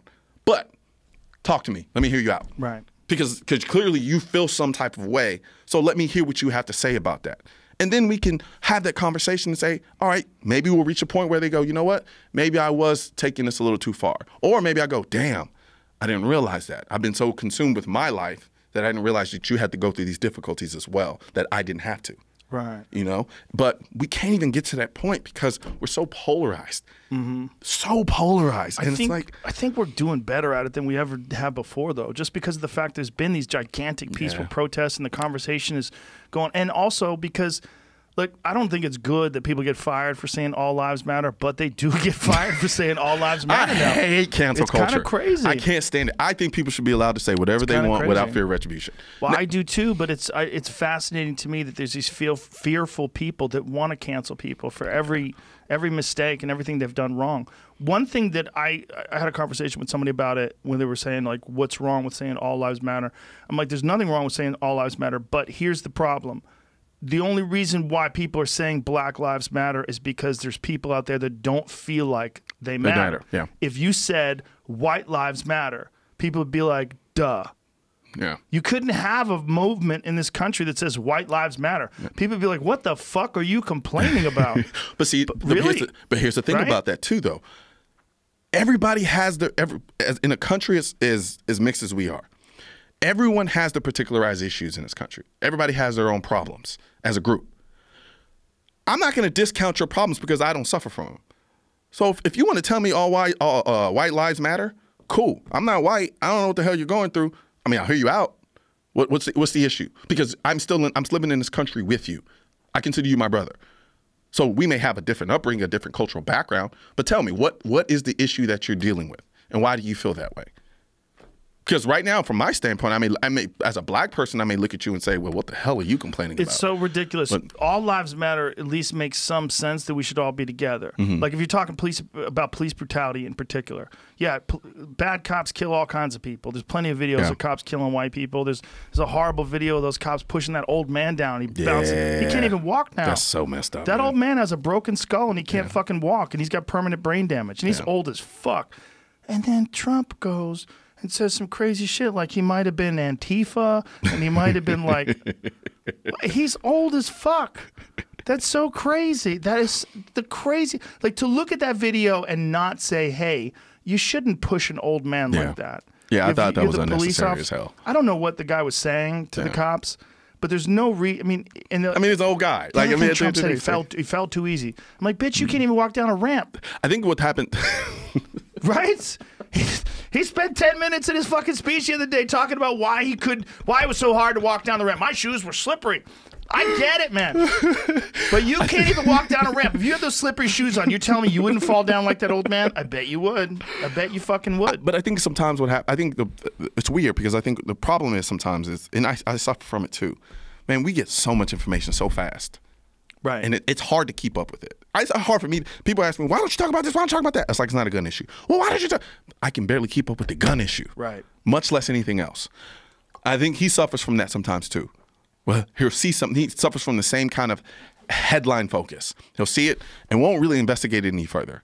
And then he'll kind of take whatever confirmation bias he may have over here and just kind of throw it together, and then he'll say something. I think you're 100% right. Yeah. I think he has too many things going on. Yeah. I think, first of all, I don't think anybody should be president. I think it's a ridiculous position. Yeah. And I think it should be like a council of wise folks. That's what it should be. That becomes an oligarchy. Maybe, yeah, good point. Well, what the fuck, man? Being a president's that's not good either. But even then within that, I mean, some people would argue president is nothing more than a ceremonial position. Right, but we pin all these problems on them. Yes. Like we pin COVID on them. Yeah. We pin North Korea on it. We pin China, trade relations. We pin war with Iran, war with Syria, war with this, that. Yeah. There's so many different things. The environment. Oh, what are you doing to these fucking fracking? I respect anybody who's a president. I may not agree with you, but to be in that position and do what you have to deal with, I have no choice but to respect it, which is why I will always respect the office and who's in it. Well, I hope they do well. That's what I do. Yeah. I want them to do well. The idea that there's some people that wanted Trump to fail and they wanted the economy to collapse to prove themselves right. So he would get removed from office. No, they just want to prove themselves right. There's a little bit of that too, but there's also like, come on, man, that is bad for everybody. What you really should be is like, what everybody should be hopeful or should have been hopeful for when he got elected is to be pleasantly surprised. Pleasantly surprised that he said, like, I'm sorry all the shit I said about Mexicans being rapists, but now I'm not going to do that anymore. I'm going to do my best to make this place the best place. But here's crazy that even that was taken out of context. Yes. And so it's like it sucks because here's another thing, because people always like to say that, man, people are dumb, and I'm like, I don't want to think that. More and more I start to think that. But what I think a lot of it is, man, we have so much information now, and so many people are angling for their own agenda based on the same information. Right. We don't know what's what. And so we were getting these bits of information. If I'm worried about raising my kids, working, providing for my family, it's hard. It's going to be hard for me to intellectualize. I mean, we do this for a living. Right. So it's going to be hard for somebody who's just trying to raise a family. Well, hell, it's not like you don't have a family to raise either. But it's hard to be able to parse through all the information we have at our disposal to come out with what's actually true and correct or full context. Right. And have a good take on it. Yeah. You know, I mean, that's the other thing. It's so difficult for someone like me who does talk for a living, and I fuck things up all the time. Yeah. You know, and I can't imagine being in charge of as many things as anybody that is a president or a governor or even a mayor is in charge. It must be fucking insane. Yeah, no, it's nutty, man. I know what I have to deal with. Yeah. In terms of just my little platform over here in this little small area. And it's a lot, man, because especially if you actually give a damn. Yes. If I was just out here acting and just saying shit because, you know, just feeding my base whatever they want to hear, right, then that'd be a different story. But I challenge my base all the time. Well, I think that's one of the reasons why you resonate, because you are a genuine person. Like it's very obvious that the things you say them because you mean it. And this is your perspective, and this is your well thought out perspective on things. And I think that's that there's a big difference between that and someone who just says shit because they think that this is their brand. Yeah. And this is their audience is going to respond to this, and this is probably going to get me more likes. Yeah. And that's a real problem with social media. And the thing is, it's frustrating. Like I did a piece on the Ahmaud Arbery case, the shooting in Georgia. I didn't see your piece on it. What did you? I know the case. So I did a complete legal analysis of it, which essentially what I did in that 20-minute video, lawyers get paid $500 to $1,000 an hour for, because so much time. It took me 2 days to put that video together, because I needed to make sure all my facts and elements were correct. I basically had to go back to being in law school all over again. And while that's happening, there are tons of other things happening too that I need to comment on as well. But I rather err on the side of falling behind on being the first on the news to make sure or try to get it as right as possible. And that requires a lot of fucking time, man. And then on top of that, I still got to review guns and do all the other stuff. Right. So it frustrates me. But like my mom said, you made your bed and I lay in it. Right. I'm not complaining about it, but I just need some people to understand the perspective and where I'm coming from and why I'm not quick to talk about a lot of stuff. Because sometimes I just need time to figure out what the hell is going on. Right. Because there are a lot of people, I get messages who rely on my information to make their decision. They don't just follow what I say. They just use my information to make their decision. So I want to give them the best piece of information. It's like putting gas in your car. I don't want to put shitty gas in the car. Right. I want the car to run functionally. So I'm going to try to give it the best gas as possible. And so that's what I try to do, especially when I talk about the gun issue. Yeah. Because right now there's so much misinformation on the gun issue. And a lot of times people don't even know what they don't know. Like, for instance, like when you had Alonzo Bodden on here. Like, I could tell a lot of what he's saying was coming from a good place. There was some things he just didn't know he knew. Or didn't know. Right. And so that's kind of where I put myself. I said, okay, how do I tailor and craft videos in such a way that somebody who isn't necessarily a gun person can understand it? What Alonzo Bodden said, what bothered you? Part of it, so some of the misinformation with respect to like the background checks. The background check aspect of it, where he kind of talked about it from a standpoint of the waiting period, the questionnaire that you filled out in the beginning before you submit yourself for the background check, that was the background check, and it wasn't. And so, because a lot of people think that. A lot of people think that, oh, you just go there, fill out a yes or no questionnaire about whether or not you can own a gun, and then you get a gun. And that's not the case. And so I corrected that. And then also what I did, I just critiqued his position on a couple of things. Like, for instance, high-capacity magazines. Because he says, he's like, you don't need 50 rounds in a clip, so to speak. Well, it's actually a magazine, but that's neither here nor there. But I disagree with that. Now, in that regard, he's not wrong. That's his opinion.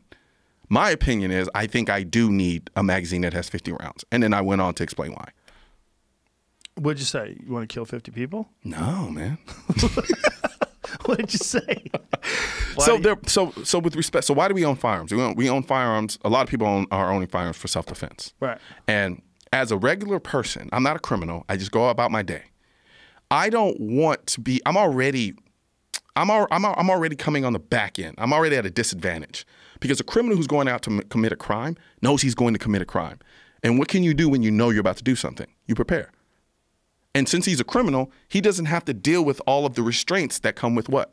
Laws. Right. So if there's a law that says you can't have more than 10 rounds in, like here in California, right? I can't have a magazine that has more than 10 rounds. If I'm a criminal and I know I'm going to commit a crime, do I really give a damn about a law that says I can't carry 10 rounds in my magazine? Right. I don't.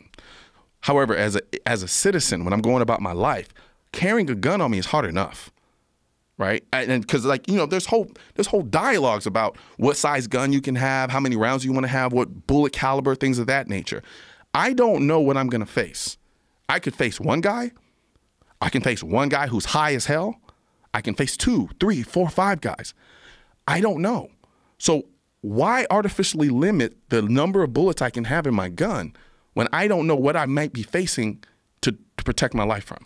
Well, it's a weird thing, too. It's like, I don't know if you're preserving any life by limiting the size of a magazine. You're not. I don't understand it. I think, sorry, I didn't mean to cut you off. No, go ahead. What the argument is they're looking at it from a mass shooter perspective. Right. They're saying if you limit the amount of bullets that the mass shooter can have, that means more. Change clips. Yeah, but again, He's going out to commit mass murder. Right. Do you think he cares about breaking the law that says he can only have 10 rounds in his magazine? I think their idea is that it makes it harder for him to get those clips because he can't get them at the local gun store. There are more of those out there than guns, and we have over 300 million guns in this country. Right. See, they're going to have them. But, you know, with a lot of these mass shooters, here's the other problem. They're actually getting the guns illegally. They're getting them from someone. You know, they're stealing them from someone's gun safe or from someone's house. Yeah. That's what a lot of it is coming from anyway. I think a lot of the kind of project, not so much the politicians. I think the politicians are by and large very disingenuous, but a lot of people who support these ideas, who are just regular people, I think it's their way of trying to figure out some way of control. Because mass shootings terrify us because they're so random. Like they're like tornadoes. See, hurricanes, you can kind of prepare for a hurricane. You kind of have an idea of where the path is coming, where it's going. Tornadoes, they just touch down and destroy shit. Right. And you don't know where it's coming. Same thing with mass shootings. Mass shootings are terrifying because they just kind of happen out of nowhere. Right. It's like, whoa, what can we do? Because you feel helpless. You really feel helpless. And even though they account for almost a statistical zero of gun violence in this country, they still terrify us because we don't know when or where it's going to happen. See, the other gun violence stuff doesn't really terrify us as much because we know where it happens. Right. Happens in inner cities. Right. Don't go to inner cities. Exactly. Right? Yeah. But mass shootings terrify us from that stance because we don't know when it's going to come. So we think, okay, well, if we limit this and we restrict this, then it'll minimize it even more. And it's like, no, it's not going to happen. We have to deal with the reality. And the reality terrifies me just as much as anyone else. But what are you going to do? Right. You going to lay down and die? No, you fight. Yeah. And that's it. And I remember when I was on Bill Maher and we talked about arming teachers, right? The idea of arming teachers. And I was like, well, if a teacher is willing to sacrifice, we have teachers that have sacrificed their lives for their students during school shootings. So I'm like, if the teacher's willing to sacrifice their life for their kids, why not put a gun in their hand to give them the power to fight for their life? What was his response? Because they're teachers. He's like, they're there to teach. And I'm like, well, they're already dying for the students. Well, the idea that it's mutually exclusive seems kind of silly. Yeah. Like, like there's a lot of really intelligent people that can teach and also know how to shoot a gun. Exactly. That's not a... And I think the misconception, too, was I was, like, a lot of people thought I was saying we need to mandate that teachers own firearms. That's not what I was saying. What I was saying was if there's a teacher who wants to go through the process of being able to carry a firearm in school, why not let them do that? Right. That's all I'm saying. When he said because they're teachers, did everybody clap? Oh, my God, yes. It was thunderous. Yes. Yes, you got him. That's the problem with doing a show in front of an audience. Man. Yeah. No, you do shit for claps because they're teachers. Now, in all fairness, during the conversation, he poked and he prodded, and I think he gave me more of a fair shot than anybody else, generally speaking. Will. Yeah, he's an intelligent guy. Yeah, he is. Now, when I went to the roundtable discussion, that was a different story, and part of it was I thought I could approach it rationally. Yeah. And I couldn't because all the person that I was dealing with was doing was appealing to emotion. And so, and what were they saying? Basically, there was like, I would talk about the idea of background checks, for instance. And I was like, well, how are you going to enforce them? And they were like, and she would just kind of stutter and stammer. But then Bill Maher posted a picture of a guy who had like a bunch in California who had a bunch of guns that were seized. And she was like, oh my God, all those guns. Who needs all those guns? I'm like, look, I get it. Like you see, and you attribute a very nefarious nature to firearms in general. I don't. I have a lot of guns. I don't go around killing people. And I only have 2 hands. That guy only has 2 hands. So the number of guns he has is irrelevant. And she's like, but they can use those guns to give to other people to kill as many people. Like, it's just hysteria. And I'm just like, oh, God. That's not how this works. Well, it's also a long conversation. And this is my problem with any of those shows. Is that you got like 3 minutes to discuss something that should be 3 hours. Yeah. And at the end of 3 hours, you're probably still Yep. You still got to like walk away with a lot of questions and maybe not even really coming up with any solution. And most likely not coming up with any solution. It seems like it's a very particularly human problem. You know, the problem of gun ownership in this country. You're damned if you do, and you're damned if you don't. Yeah. You know, and I think. Again, one of the reasons why I wanted to bring you on right after this COVID thing when I contacted you, because I think that people are now understanding that, hey, this police thing that you were counting on to protect you, Well, there's a lot of people that are trying to defund them now. Yeah. You're not going to get them in certain places because they're in conflict with the state and the government, like in Atlanta or in New York, where they're quitting left and right. And in California, they're trying to get the sheriff of Santa Monica to step down. I mean, you got a lot of problems with the police. Yeah. It's not as simple as call the police; they'll be there for you. Yeah. Even when it was that simple. Yeah, even when it was. Still wasn't effective. It's an illusion, Yeah. right? And this is what you and I mean, I know we talked about this before, that this idea that you shouldn't be self-reliant, that you should be dependent upon the government. This is what the Second Amendment was written for. Yep. People say it was designed like a well-armed militia. It was designed in case, someone was coming and attacking you. Like, no, it could be the government themselves. The government is filled with people. That's what I keep saying. Yes, they're humans. Like, and when have you ever seen a time where the government has said, no, we want less power? Never. And once they get power, they never give it back. It doesn't come back. And that's what I keep trying to tell people. Like, look, I get you want to try things. They just want to throw things on the wall and hope it sticks. Yeah. Let's ban these guns. Let's limit this capacity. Let's do this. Like, you do that, you don't get it back. So even if it doesn't work, you think the government's going to say, well, better yet, this whole idea that they're going to have a gun buyback program, right? The voluntary buyback. You think they're going to give you your guns back if it doesn't work? If the crime rate still stays the same, which it has in other places that have done the same thing. But Australia. Yeah, but Australia. And what they don't talk about Australia is when they did it, actually, crime spiked. Did it? Yeah. Because you got to think about it. Like the whole notion or idea that like criminals are criminals of opportunity. Right. Right. So if no one has a gun. No one has a gun. Like, think about it. It's just like what's going on in Chaz now or what's going on in Atlanta. If there are no cops around, criminals are going to show up and they're going to take advantage of the chaos. Yes. Period. And you're not going to tell me that, no, the cops will always be there. Look what happened in Canada. The guy stole a gun from a cop, killed the cop, and went on a rampage killing spree for almost 12, 13 hours. He shut down an entire city by himself. That one is a weird one, and I was reading something about it last night. See if you can find this, that he withdrew a huge amount of money, like more than 400. I saw this. Shit, Yeah. are you serious? Yeah. He withdrew more than $400,000 from a bank account. How was he even able to do that? Exactly. And there's some concern that this might have been some sort of intelligence operation, that there's something more to this story. Because they were talking about the way he got that money, that it very well could have been that he was involved in something on a totally different level. The Nova Scotia shooter case has hallmarks of an undercover operation. Police say the killer's withdrawal of $475,000 was highly irregular, and how the RCMP agent would get money. How NRCMP, I don't know what that, Royal Canadian Mounted Police, I think that is. Withdrawal of $475,000 in cash by the man who killed 22 Nova Scotians in April matches the method. That is Royal Canadian Mounted Police, right? Uses to send money to confidential informants and agents, sources say. Gabriel Watman, who is responsible for the largest mass killing in Canadian history, withdrew the money from a Brinks deposit in Dartmouth, Nova Scotia, March 30th, stashing a carry-all filled with $100 bills in the trunk of his car. Wow. But my thing is like this. For an operation that complex, you think they'd be that sloppy? Yeah. Yeah, they're filled with people. It's the government, and they're Canadians, so they're actually nice. Sources in both banking and the RCMP say the transaction is consistent with how the RCMP funnels money to its confidential informants and agents and is not an option available to private banking customers. The RCMP has repeatedly said that it has no, in quotes, special relationship with Wortman, which means the regular relationship. Yeah. That's what court documents show that Wortman owned a New Brunswick-registered company called Berkshire Broman, the legal owner of two of his vehicles, including one of the police replica cars. Oh, he was a crazy person. He had a police replica car. Yeah, he had a lot of them.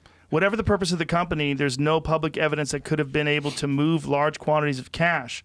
Wortman also ran his own, what is a denturist business? You make fake teeth. Is that what it is? Yeah. Denturist? Yeah, it's basically a dentist. Oh, wow. Okay, so he had a fake teeth business? Yeah. And there's no reason to believe that it would also it also would require him to handle large amounts of cash. If Wortman is or was an RCMP informant or agent. It would explain why the force appeared not to take action on complaints about his illegal guns and his assault on his common law wife. Whoa. So he might have been a fucking informant. So he might have been working for the government. That makes sense. Because there's a lot of I'm not going to say it doesn't make sense. Listen, there's a lot of sick fucks in all lines of business, including dentists. How many dentists have been accused of feeling up ladies after they put them under, right? I've heard, yeah. There's some sick fucks that are in all lines of work, including informants. Plus, informants, like, you're a fucking rat. So he's a rat that went bad. Yeah. Could be. So there's a complex backstory very to that much guy. So. Very much so. Yeah. Nonetheless, it still happened. Yeah. But then again, it's funny because immediately after that, unilaterally, Trudeau basically said, "Poop, no more guns." Yes. Or at least no more assault rifles, which drive gun people crazy. Yes, because. What does that mean? All right. So assault rifle, an assault rifle is, to put it simply, and I'm going to try to explain this in plain language for people who don't know any different. Most people think when they hear assault rifle, they think a machine gun, which is fully automatic or semi-automatic. I'm not semi-automatic, fully automatic or burst. Basically, it's like 3 rounds at a time each time you pull the trigger. That's an assault rifle. AR-15s are not assault rifles. Right, single shot. Yeah, it's a single shot gun. You pull the trigger once, you get 1 bullet. It's kind of synonymous. It's like comparing a Rolls Royce to a Chrysler 300. Yeah, why do they call it an assault rifle then? Because it looks badass? Well, why does who call it an assault rifle? Why do people call an AR an assault rifle? Well, because that's the language used by the anti-gunners who are pushing an agenda. So what they want to do is they want to closely tie the idea of a machine gun that people largely see being used in movies to what's being sold on the streets. So the distinction would be automatic versus semi-automatic. Yes. And the difference between an AR is you don't have to cock it like a bolt-action rifle every time you fire a shot. Yes. Yeah.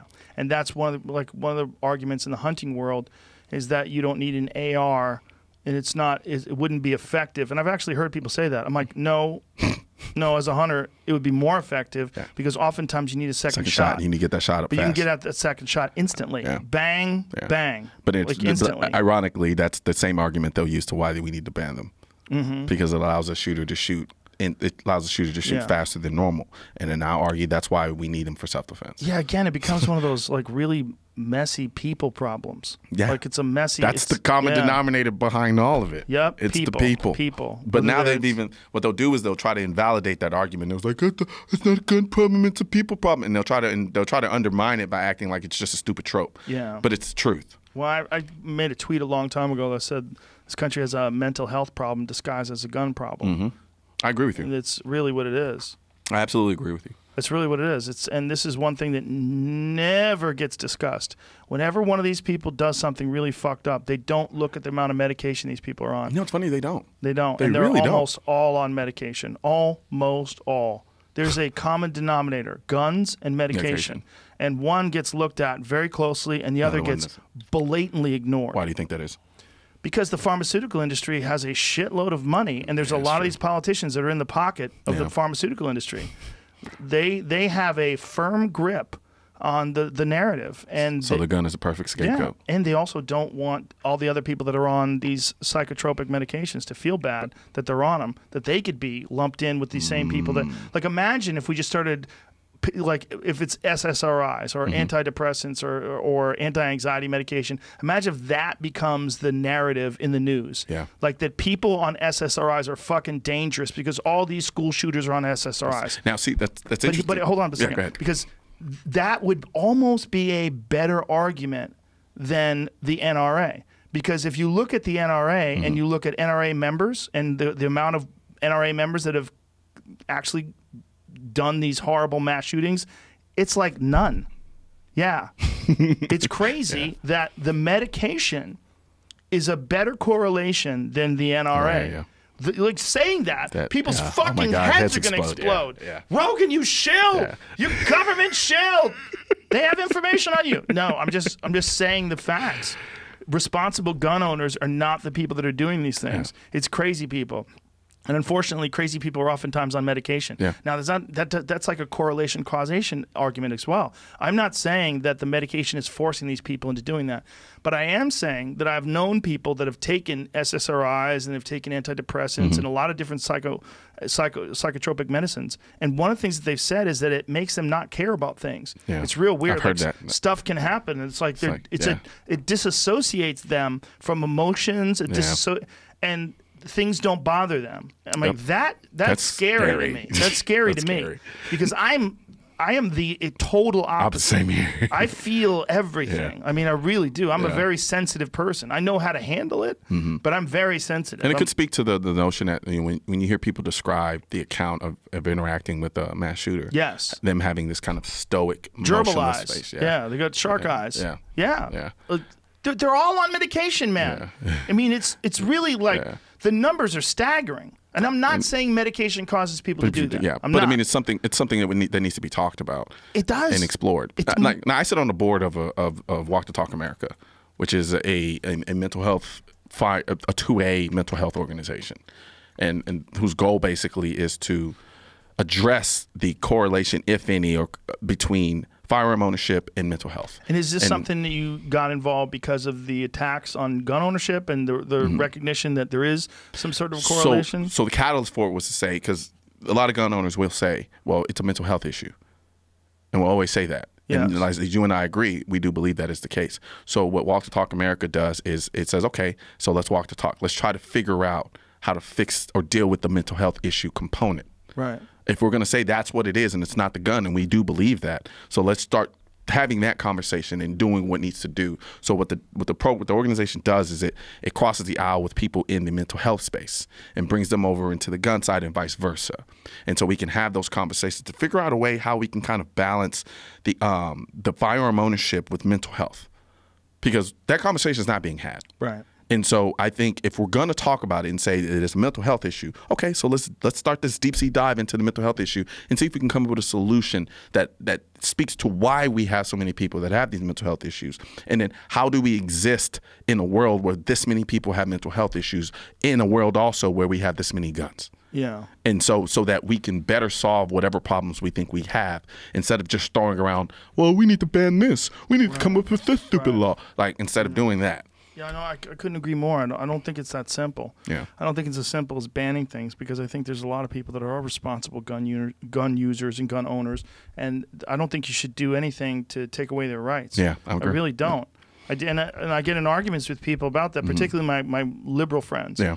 You know, they're like, how can you call yourself a liberal when you have that perspective? I'm like, because it's rational. I don't understand why the gun debate is even politicized. It shouldn't be political. The fact that there's a division between, like, the fact that you can't be a liberal and pro-gun is crazy to me. Same way that, like, I can't be, like, the idea of being conservative and pro-gun is seen as a crazy thing. That doesn't make any sense to me either.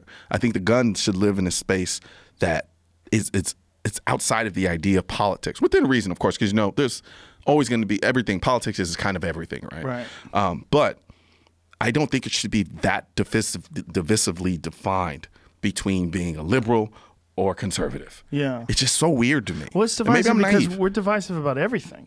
True. I mean, there's certain topics, like, here's a good one, global warming.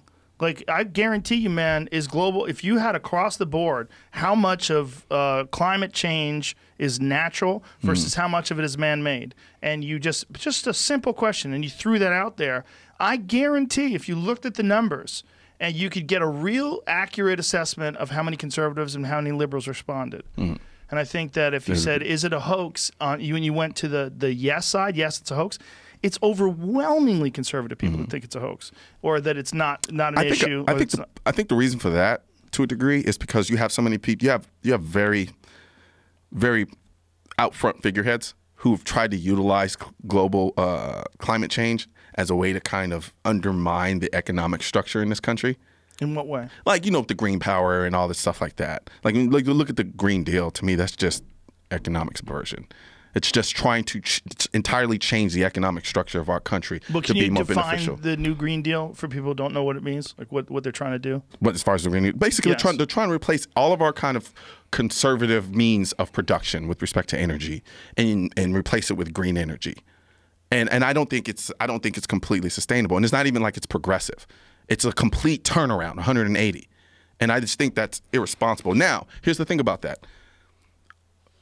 From my standpoint, right, I consider myself just right of center as far as ideology. I have not done enough research on climate change to have a definitive opinion about it. So what I'm telling you is what I'm seeing other people say. And that's why I think there are a lot of people on the conservative aspect of it that are like, it's a hoax, because they see it as basic economic subversion. Now, as far as climate change in and of itself, I don't know. I'm probably the last person to talk to about that, because I like my cars to destroy the environment. Have you ever driven an electric car? Yeah. You drove a Tesla? Yeah. What do you shake like you're not impressed? I don't want to be impressed. You don't want to be impressed? No. What do you mean? Because I'm like, You want to hear the rumble? Yes, I'm sensorial. I love it. I now, understand. Here's the thing. The Tesla truck is kind of calling me. It's calling me. Kind of. Yeah. I'm still my favorite SUV or truck, I call it a truck, is a G-Wagon. So, and that is probably the biggest pollutant on the planet with respect to SUVs. They're pretty dope. I love them. Yeah. Absolutely love them. They're so heavy too. They are, but I love them. Yeah, they're dope. The door, you have to ka-chunk. Yeah, you have to. It's like a bank vault. Yeah. And see, that's old. I kind of like that old. Same thing with the Defender. I get it. Like, I love Defender's the opposite. It's aluminum. You ever shut the door on one of those Yeah, that is true. bitches? That is actually true. They're made out of fucking beer cans. Yeah, but so is the suspension. But they look dope. Yeah, they do. The thing is, they look dope, whereas the Mercedes, the G-Wagon, is actually dope. It's a difference. Explain. It's a different animal. The Mercedes, like if you drive a G-Wagon, that motherfucker, first of all, is super modern. Like especially the new ones. They have an independent front suspension, so it handles really well. By the way, none of these fucking suburban housewives are ever taking those goddamn things off-roading, so I don't even know why it ever had 2 live axles, right? It's like most of what it is like moms are picking up their kids in these fucking things, rich people. But here's the funny thing about that, because I had a 63. I had a 2013 63, and then all the time, like people were like, "Oh my God, that's my dream car. That's my dream." And then they'd ride in it. I'm like, "Oh, it's bumpy. It's terrible." But the new ones aren't. Yeah, no, the new ones are amazing. The new ones handle insane, and they're so fast for what it is. Yeah, it's no, I get it, dude. It's dope. But going back to the Tesla, to me, is the future. When I drive one of those things, and here's the thing too: when COVID, the lockdown happened in Los Angeles, all of a sudden our air quality was fucking amazing. You could see the mountains; it was crazy, and I was like, "Oh my God, what are we doing to ourselves? What are we doing to ourselves?" I if agree. everybody had electric cars, that would be the case all day long, every day. Yeah, but then some people make the argument that what you need, like the batteries and so forth and so on, cause much destruction. That's a good argument. So it's also conflict minerals. Yeah. You're getting these from like these poor countries where they're taking them out of Afghanistan, and you know. Yeah, I don't know, man. I have a hard time having this conversation because I'm so biased. Right. And I'm being selfish. Listen, you go out my garage, you've seen the shit I have, man. I've got a lot of muscle cars, man. I love those things. Yeah. But I also love my Tesla, and I drive it all the time. I love it, man. I love that it's silent. I love that it's stupid fast. I love that it feels like it's from the future. It makes other cars feel dumb, man. Yeah. It does. It's just so advanced. Yeah. No, you're right. And the funny thing is, all the reasons why I love the new G-Wagon are the same reasons that you love the Tesla. Yes. It's mine notwithstanding the electric engine. So for me, it's just me not wanting to. I romanticize the idea of car ownership so much, and driving and the feel and all of that stuff. You do lose that with some of the electric cars. So that's why I'm kind of hard pressed to kind of completely jump on the electric car bandwagon. Here's a crazy thing. Did we look this up? I think we did, because it was something that Jeremy Clarkson said on Top Gear, that when the exhaust that comes out of a 911 turbo is actually cleaner than the air in a polluted area. Like if I think I remember him saying that. I do remember drive him saying in downtown LA in a 911 turbo, the exhaust is actually cleaner than the air that's getting sucked into the engine. It is possible to make a low emissions combustion vehicle. No, they got the Taycan from Porsche. Well, that's electric. Yeah, it is. But I mean, there was because in Dallas they did the reveal, and I was there, and that thing's dope. Oh man, I'm not gonna lie. I was like, okay, so now this is where we get the marriage between the practical efficiency of electric cars and then the sensorial effect of having the old world cars. That's now it's starting to get that marriage and that balance right. Right. That it makes noise like it accelerates. Like you can press a button and makes Jetsons noises. So like as you hit the gas. Like see, I can't get down with that. You can't get down with that? I'd rather you mimic the sound of like an old muscle car. Oh, I can't get down with that. Yeah, I hate when like M3s were doing that. They're piping in inside. Yeah, that's they did in my M6, and I was. Fuck off. You know what? You're right. Shut it was kind of. Yeah, it was kind of weird. Yeah, well, that's the problem with turbos. They sound whack. Yeah, but you can get so much power out of them. Yes, but the AMGs are also turbos. Yeah, like AMG G-Wagons are turbo. They sound fucking nasty. Yeah, they do. They figured out how to do it right with the exhaust. Porsche has not figured that out with their exhaust. No, they haven't. But man, they figured out so many other things. They figured out so much. Look, if you drive one of their naturally aspirated engines, the noise is so glorious that you don't ever want to go back to. The GT3, yes. All the GT cars. I mean, I guess those are generally the GT3 RS and the GT3s. Yeah, they make a beautiful sound. Yeah. But the GT2 RS sounds pretty fucking good too. Porsche states that under normal driving conditions, this car exceeds 31 miles per gallon and does indeed only produce a maximum carbon output of 300 units. So in retrospect, Jeremy Clarkson's conclusion upon the heavily polluted cities is plausibly correct and therefore quite amazing. Holy crap. Yeah. Because, LA is dirty as fuck under normal conditions. Pretty amazing. Thank you, Jamie. Man. Who's better than Jamie? LA is so heartbreaking. Yeah, it's heartbreaking. Well, how about now? And that's what I'm saying. Did you go down through Hollywood and see all the boarded windows and shit? Staying in Hollywood. Oh, dude. Yeah. Tell me what it's like for someone who hasn't been here since the... What's that thing? Remember The Walking Dead? Yeah. Kind of close to that. Yeah. It's Hollywood. Hollywood's already dirty anyway. Right. And then you add everything's boarded up. It's kind of like, now it's starting to seem a little more lively. Like, things open back up a little bit. So it's not as bad, but it's bad enough to go like, oh man, this is bad. Well, there's a friend of mine who is buddies with this photographer, and this photographer is like, whenever shit goes down, he goes out and gets photographs and videos, and he got this insane video of Hollywood the very night where everybody was smashing and burning everything. It's so crazy. Really? It's so crazy, this video. I mean, I don't want to share it because it's his personal video, but he's walking down the street and he's panning, and it's just people smashing windows and things are on fire and people are running out of stores with packages, and it's all happening on the street in front of him. The streets are covered with debris and dirt, and he's just panning back and forth with his camera. I'm like, oh my God, like this is Hollywood? This is where I drive to go tell jokes? Like, what is happening? Man, dude, it's such a beautiful city. Like you can see the beauty through the grime. Yeah. And it's like, I don't know how it bounces back either. I don't know what percentage of the small businesses were already on the way out before the rioting and the looting. Because the COVID fucked up so many businesses. They were estimating that somewhere around 40% of small businesses were going to go under. And then you light everything on fire and looting and all this crazy shit. And it's like, oh my God. And LA was hard to live in and expensive enough to live in as is. Well, the taxes are so crazy. Yeah. The California state taxes is like 13.5%. Texas? No. Ungats. Yeah, Nothing. 0. Same as the amount of shooters that were in the NRA. Different. Same.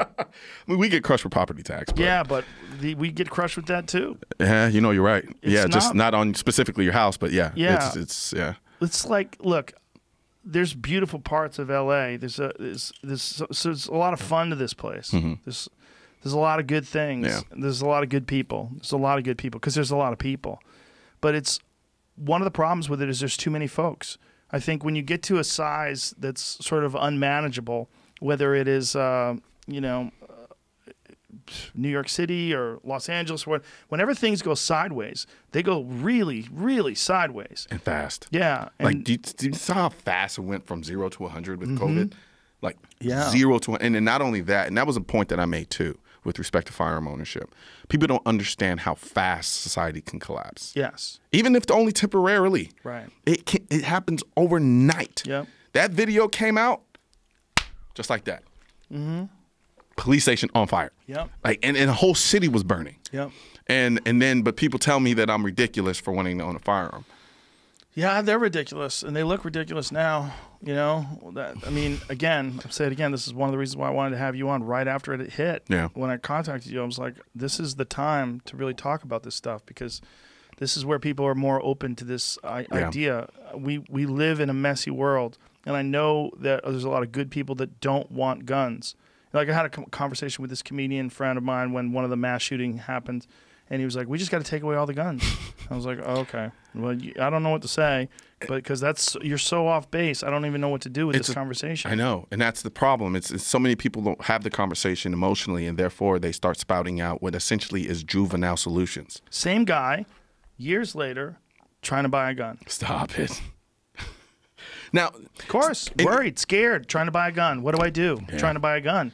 I want to buy a gun. They confronted with reality. What do I do? Yeah. What do I do? I don't know, man. I don't know what to tell you. And see, but here's the messed up part about it too. Take California, for instance. Like, and you brought it up earlier in the conversation. Now you have all these people who are panicking, wanting to buy a gun because they feel they need one soon and fast. They can't get it because you have what? A 10-day waiting period in California. Right. And these are laws that they voted for. Right. So they're just waiting. 9, 8, exactly. 7, every day, checking, looking out the window. And we saw an entire city go from perfectly functional to on fire in a night. Yeah.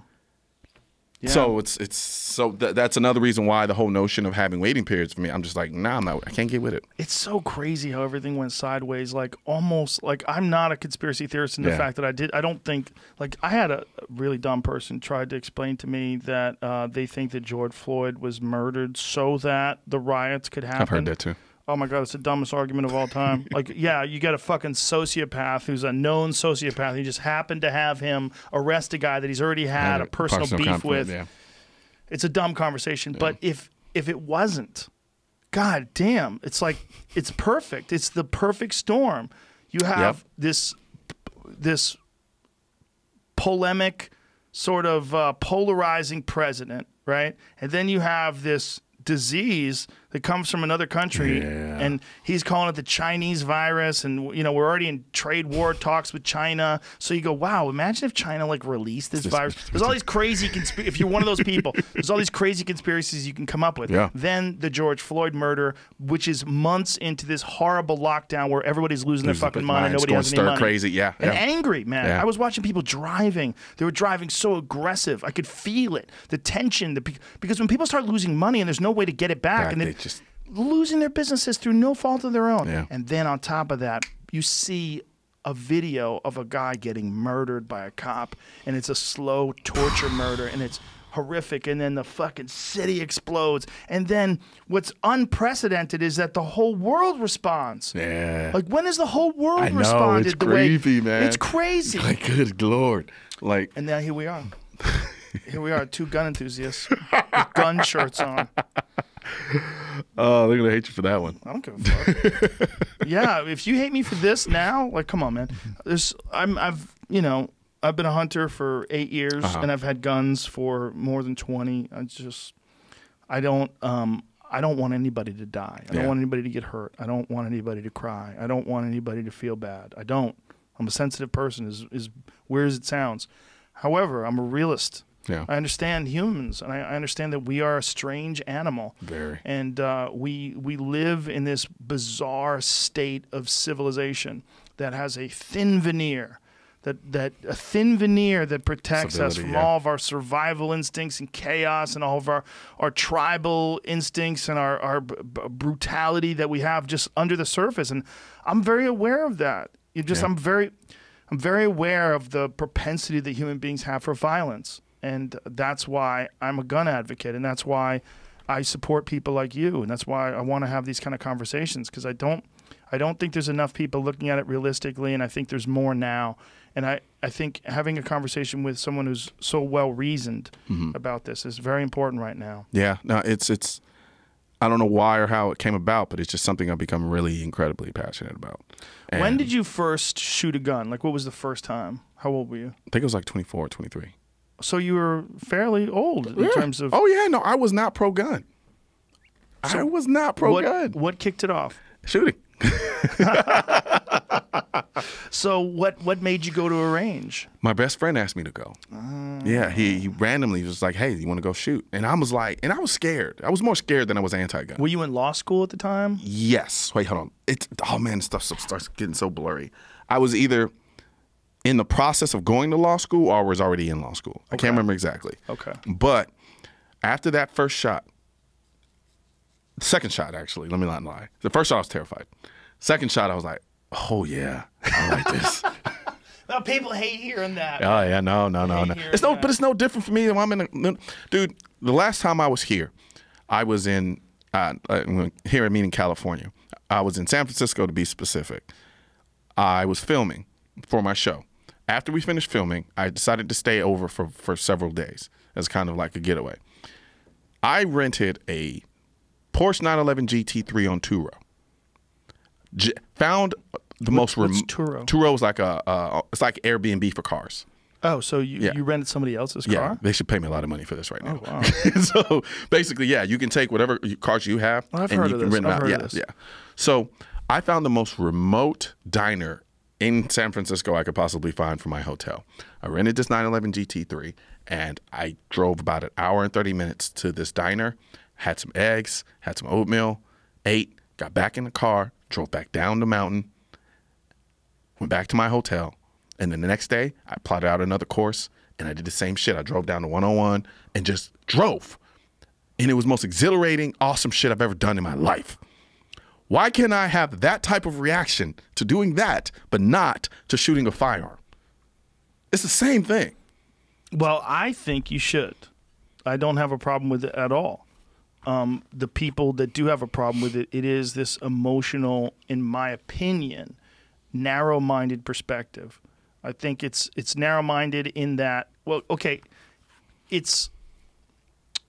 I think in one way it's not narrow-minded. In one way, if you would want to look at it with the best perspective possible, you would hope that we have evolved to the point where we no longer need guns. No one needs guns. All across the land, everywhere in the world. And that might and strength are no longer factors in the way people interact with each other. People will no longer threaten people's lives or break down their doors or rape people or murder people or steal from them. I would love that. I would love that. Yeah. Look, I think if the three of us lived in a world, it was just you, me, and Jamie, we wouldn't need guns to protect ourselves. Yeah. You're a nice guy. Jamie's great. I'm a nice guy. We wouldn't have any problems. I don't know. Jamie wears his hat backwards. I don't know if I can trust him. He's fine. Trust me. But you know what I'm saying? I mean, that's the problem. The problem is the unknown. People that you don't love. People that you don't know anything about them. Yeah. And then people that look at you like an opportunity or like a victim rather than like a brother or a sister. That's the problem with people. And that problem largely comes from a bunch of different factors. Yeah. And one of those factors is overpopulation. One of those factors is we don't need each other, necessarily as much. And that you look at people that have more than you have, and you look at them as have somehow or another they've gotten that through some nefarious way. That's another perspective thing I've noticed too. That's a mentality that it's way more pervasive than it needs to be. Right. The way that people look at success. I was raised by my mom, and I should be a fucking failure to be honest with you. I'm like the epitome of having a background where I should be nothing. My mom was like, look, if them, why not you? And not meaning any specific race or any specific type of people, but just anything. If you want something and you see someone that has something that you want, work and figure out a way so that you can get it. That should be a motivation, not something that I look down on and say, well, why do they get to have that? That's not fair. I should have that. I think there's too much of that thought process and mentality in this country now. It's a mind disease. Yeah. And I think it's scary. It's scary because then what it does is it vilifies success. And so now, instead of success being something that people aspire to, it's now become something that people attack. Yes. And I think that's incredibly dangerous. Incredibly dangerous. Yeah, I agree. It's a very weak-minded perspective too. There's there's different kinds of success too, right? There's the success of someone who built a business versus success of someone who's doing some shady shit with, which is true, with loans and and fucking over people with subprime mortgages and that there's different things that make you successful. You know, there's the Wolf of Wall Street money that you get from ripping people off. But I think that goes without being said, though. Yes. That's pretty blatant. But it's also like the gun problem, man. People are messy. Yeah. You know, if everybody was like you, no one would have a problem with guns. It's a messy problem that comes with just human beings because we're just weird. People are weird. No, you're right. But here's the funny thing, though. Like, I have this kind of utopic vision of this like mass education on firearms. And the reason I have it, and I know it's a little naive to a degree, but I do believe like the gun changed the way I looked at the world. And I think the gun, like a lot of, like, you know. How did it change the way you look at the world? It taught me to, even though my mom really kind of beat it into my head, the gun almost served as like a physical symbol of self-reliance. Not that I don't need anyone, but to trust in my own ability to find a way to deal with any problems that I have. Sometimes that ability means go to somebody who's better at it than you that can help you do something. To learn. Exactly. Or it means find the strength within yourself to overcome an issue that you're dealing with. The gun showed me, and not only taught me that, it taught me responsibility. Because now we are talking, however I want to Disneyfy it, as far as the sporting enthusiast aspect of it, it's still something, it's life and death. That is a tool of life and death that can be used to take a life and can be used to save one. So because of that bears a big responsibility, especially when I'm carrying that very thing on me everywhere I go. So it had me really appreciate life more. I started to value life a lot more. Most people think you get a gun and all of a sudden you just want to take life. No. Like, I tell people this all the time. The day I have to use the gun to defend myself, I'm going to need therapy. Flat out. I'm going to need therapy because it's made me value life. Not that I didn't value life before, but it's something that brings it to the forefront of your consciousness when you have a gun and you understand what that gun can be used to do. And so that happens to way more people than people realize. Most people think that people get a gun and they just become reckless murderers who want to kill everybody. When in reality, there are a number of stories of people out there who, I know a guy who the firearm helped him get out of his depression. I know. It sounds crazy. It sounds crazy, but he'll tell you the speech about it. And he should be. I mean, he grew up in the streets of St. Louis, and he didn't have a good life. He was young and he was depressed, but when he got into firearms, that allowed him to deal with his depression because it found something he was passionate about. That is crazy, but that's something that does actually work. When you find something you really love and pursue it and you get some, like, that's one of the problems I have with the term depression. Like, boy, that's a blanket that you throw over so many different factors. Yeah. Like, it's almost like the term drugs. Like, if you say, are you on drugs? Yeah, I drank a cup of coffee. I'm on drugs. I mean, you really? Or are you on heroin? It's really, they're both drugs. It's weird. Yeah. But depression is in many ways like that, in that there are people, and I know these people, that have a real problem with their brain and the way their brain produces chemicals. Same way some people have problems with their liver. Some people they're born with ineffective lungs. These are all just parts of being a person. Yeah. And some people have like legitimate issues that I think they need medication for. And then there's other people that they just don't feel good, and they call it depression because their life sucks and their job sucks and no one wants to have sex with them and they don't have any money. So they're depressed. Yeah. And they say, I'm suffering from depression. And so what do you do with that? Well, some of those people get on medication, and I don't know if that's really the answer. Because there's a lot of those people that I know that have discovered jiu-jitsu or discovered other things, that yoga even, physical things often, because they release endorphins and because they're actually healthy for you. But also you get passionate about something and you see this improvement. And when you were talking about that with guns, I was trying to describe to someone why I like shooting guns. And I said, one of the reasons why I like it is because I'm not very good at it. Yeah. You know, I like learning things. Yep. I like learning all kinds of things. Oh, I sucked. I'm sure. When I had a YouTube channel. When I started my YouTube channel, I would go with I started with a thing called IDPA Diaries, which is like a shooting competition. Oh, it's bad. But you did it openly, which is great. So people can see, oh, this guy isn't just, because I see you now. It's like, if I didn't know anything about guns, I'd be like, this guy is so good. Like, this is crazy. And then, see, that's what I wanted when I started doing it. I wanted people, because I'm a city boy. I didn't grow up with guns. So when I started my channel, I was like, okay, I know there are a lot of people who are like me. Right. And so I want them to be able to relate to the idea of, okay, I'm starting afresh and I'm not that good. So the YouTube channel was almost a way to chronologize my growth. And if you start from video 1 and you go to my last video, you can literally watch the entire progression. And that's what I wanted it to be.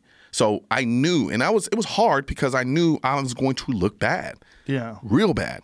And I started with video 1 for IDP Diaries. And then as time went on, I stopped doing the diaries, but I was still shooting in front of the camera. And even to this day, I'm known for not editing out my misses. Good. Like, you're still going to see me miss. And then there are some people, and it's hard. I'm not going to lie to you, it's hard because I do so much shooting. Now there's an expectation that I should be good. So when I go out and do a gun review and I'm missing with a particular gun, and then I see comments, man, you couldn't hit shit with that gun, man. You don't know what you're doing. It does hit my ego a little bit. Don't read the comments. I know, right? That's the key. Yeah. I mean, you're on the right path. You have great content. Just don't read the comments. Yeah. Do your best. Don't read the comments. I think I know, and I've started doing it actually. I've cut it by 50%. It's so important, man. It's so important for mental health. Yeah, it really is. It really is, because you don't realize how much of an effect it's having until it starts having an effect. Yeah. And then you're like, why am I such in a shitty mood all the time? It's just a terrible way to communicate with people. Yeah. You know, through little text messages on comments, and you don't even know them. You don't know anything about them, and they're saying mean shit to you. Dude. Let me tell you something. The audacity of anonymity is insane. It is. That's a great way to put it. That's a great way to put it. The audacity of anonymity. Yeah. Anonymous people can get away with a lot. A lot. It's like a shitty way to communicate with people personally. It's bad for you to shit on people through like anonymous little comments on someone's Instagram page or the YouTube channel. It's shitty. It's shitty for you. It's bad for you. And like I said before, I grew up. My friends are assholes, so I know how to give it back. But if I do it now, I'm a bully. Yeah. Right. That's the problem. If you give it back, and then people will find you as a target, and then they start coming after you. Yeah, you can't do that. You can't do that. Yeah. It's you're better off just ignoring it. Yeah. Just keep moving. Do your best. Keep moving. That's the plan now. Yeah. That's the plan, because I mean, the platform's so big now. To try to let all that in, like I'm gonna lose. Like it's gonna affect me emotionally. How many Instagram followers you have now? Right now? 624,000. Imagine that in a room. Imagine a room with 6. Imagine like the amount of how many, like a giant football arena is like what? Jamie, you would know this. What's like a big ass football arena? 15. Okay, imagine 6 of them bitches. 6 of them, and that's just Instagram. Standing like, fuck you, you fucking missed. All of them, you fucking loser, you can't hit shit with that gun. Imagine all that number. That's too many people. That's unmanageable. Here's how bad it is. How bad it was. I was reading Instagram comments, the YouTube comments where I have 1.4 million, Facebook where I have 1.3 million. Dude, 108,000 on Twitter. So I was going back and forth reading all of that. Oh my god. And I hit a point one day I was like, dude, this is not healthy. So Facebook, that's the entire city of Austin. You have the entire city of Austin going, fuck you, fuck you. You can't do that, man. It's not, you can't do that. Yeah, no one can manage that. No, they can't. Yeah. It's just too many people. It's too much opportunity for people to suck. Which is true. Yeah. Which is true. Face to face is the best way to talk to people, always. If I'm going to be honest, though, I think some of it is my ego, where I think I can handle it. It's like this false sense of stability that my ego has. It's like, I can handle it. I can handle it. But the war of attrition is real. It's still energy that's coming at you. Yeah. Whether you like it or not, it's still energy. It is. And if it's negative, it's going to feel bad. Yep. It might not feel as bad as it will for someone who's mentally unstable. And I've seen some comedians who just get really crushed by comments, and it's horrible. Really? Yeah, man. Like, they come on the show, and then they read. I go, don't read the comments. Donnell Rawlings, when he was on with the RZA from Wu-Tang, I said, Donnell is just... He's a wild motherfucker, and he's funny as shit, and he's always loud, and he's just crazy. Donnell's crazy, but he was talking over the RZA a bunch of times, and people, I know they were going to get mad. And I love Donnell, so when he was doing it, I was just laughing my ass off. I thought it was awesome. That was a great podcast. And then at the end, I said, don't read the comments. I hugged him like, oh, that was great, man. Don't read the comments. He's like, you fucking told me. You told me not to read the comments. It's hard, dude. Sometimes it's really hard. Because you know what it is sometimes? And it's your own fault. Because what you go to do is to get your ego stroked. That's really what you're doing. Yeah. You're really going on there hoping everyone's like, man, he was awesome. What a great loved him. Yeah. I'm a pro Second Amendment guy now. And then you get up there and you're like, you suck. Yeah, and you're like, oh, shit. Yeah. And you're like, all right, okay. Yeah. Yeah. I'm too polarizing to read the comments because people either love me or they fucking hate me. Which is true. I've learned that. Yeah, it's weird. Yeah. So I just go, okay, I'm just going to keep doing what I do. Something's going right, I think. I don't know, man. I just a little bit. I mean, I think you could step it up a little bit. You know, just turn it up a little bit. I'm trying to do my best. I really am. I mean, I'm not a fan of me. Yeah. You know, I don't like what I do. I think I could always do better. You know, it's funny. A lot of people don't realize that people who put themselves out, like, you know, in front of the camera, like you and I, so forth and so on, like, even though we may kind of get affected by your comments, they're never anywhere close to it being as bad as what we tell ourselves in our heads. Oh, for sure. I have the worst self-talk on the planet. Yeah. Like, it's bad. It's toxic. I do too. Yeah. But I think that's also what drives you. Yeah. You know, it's just like I have good self-love too. Like I'm not as much as I should, honestly.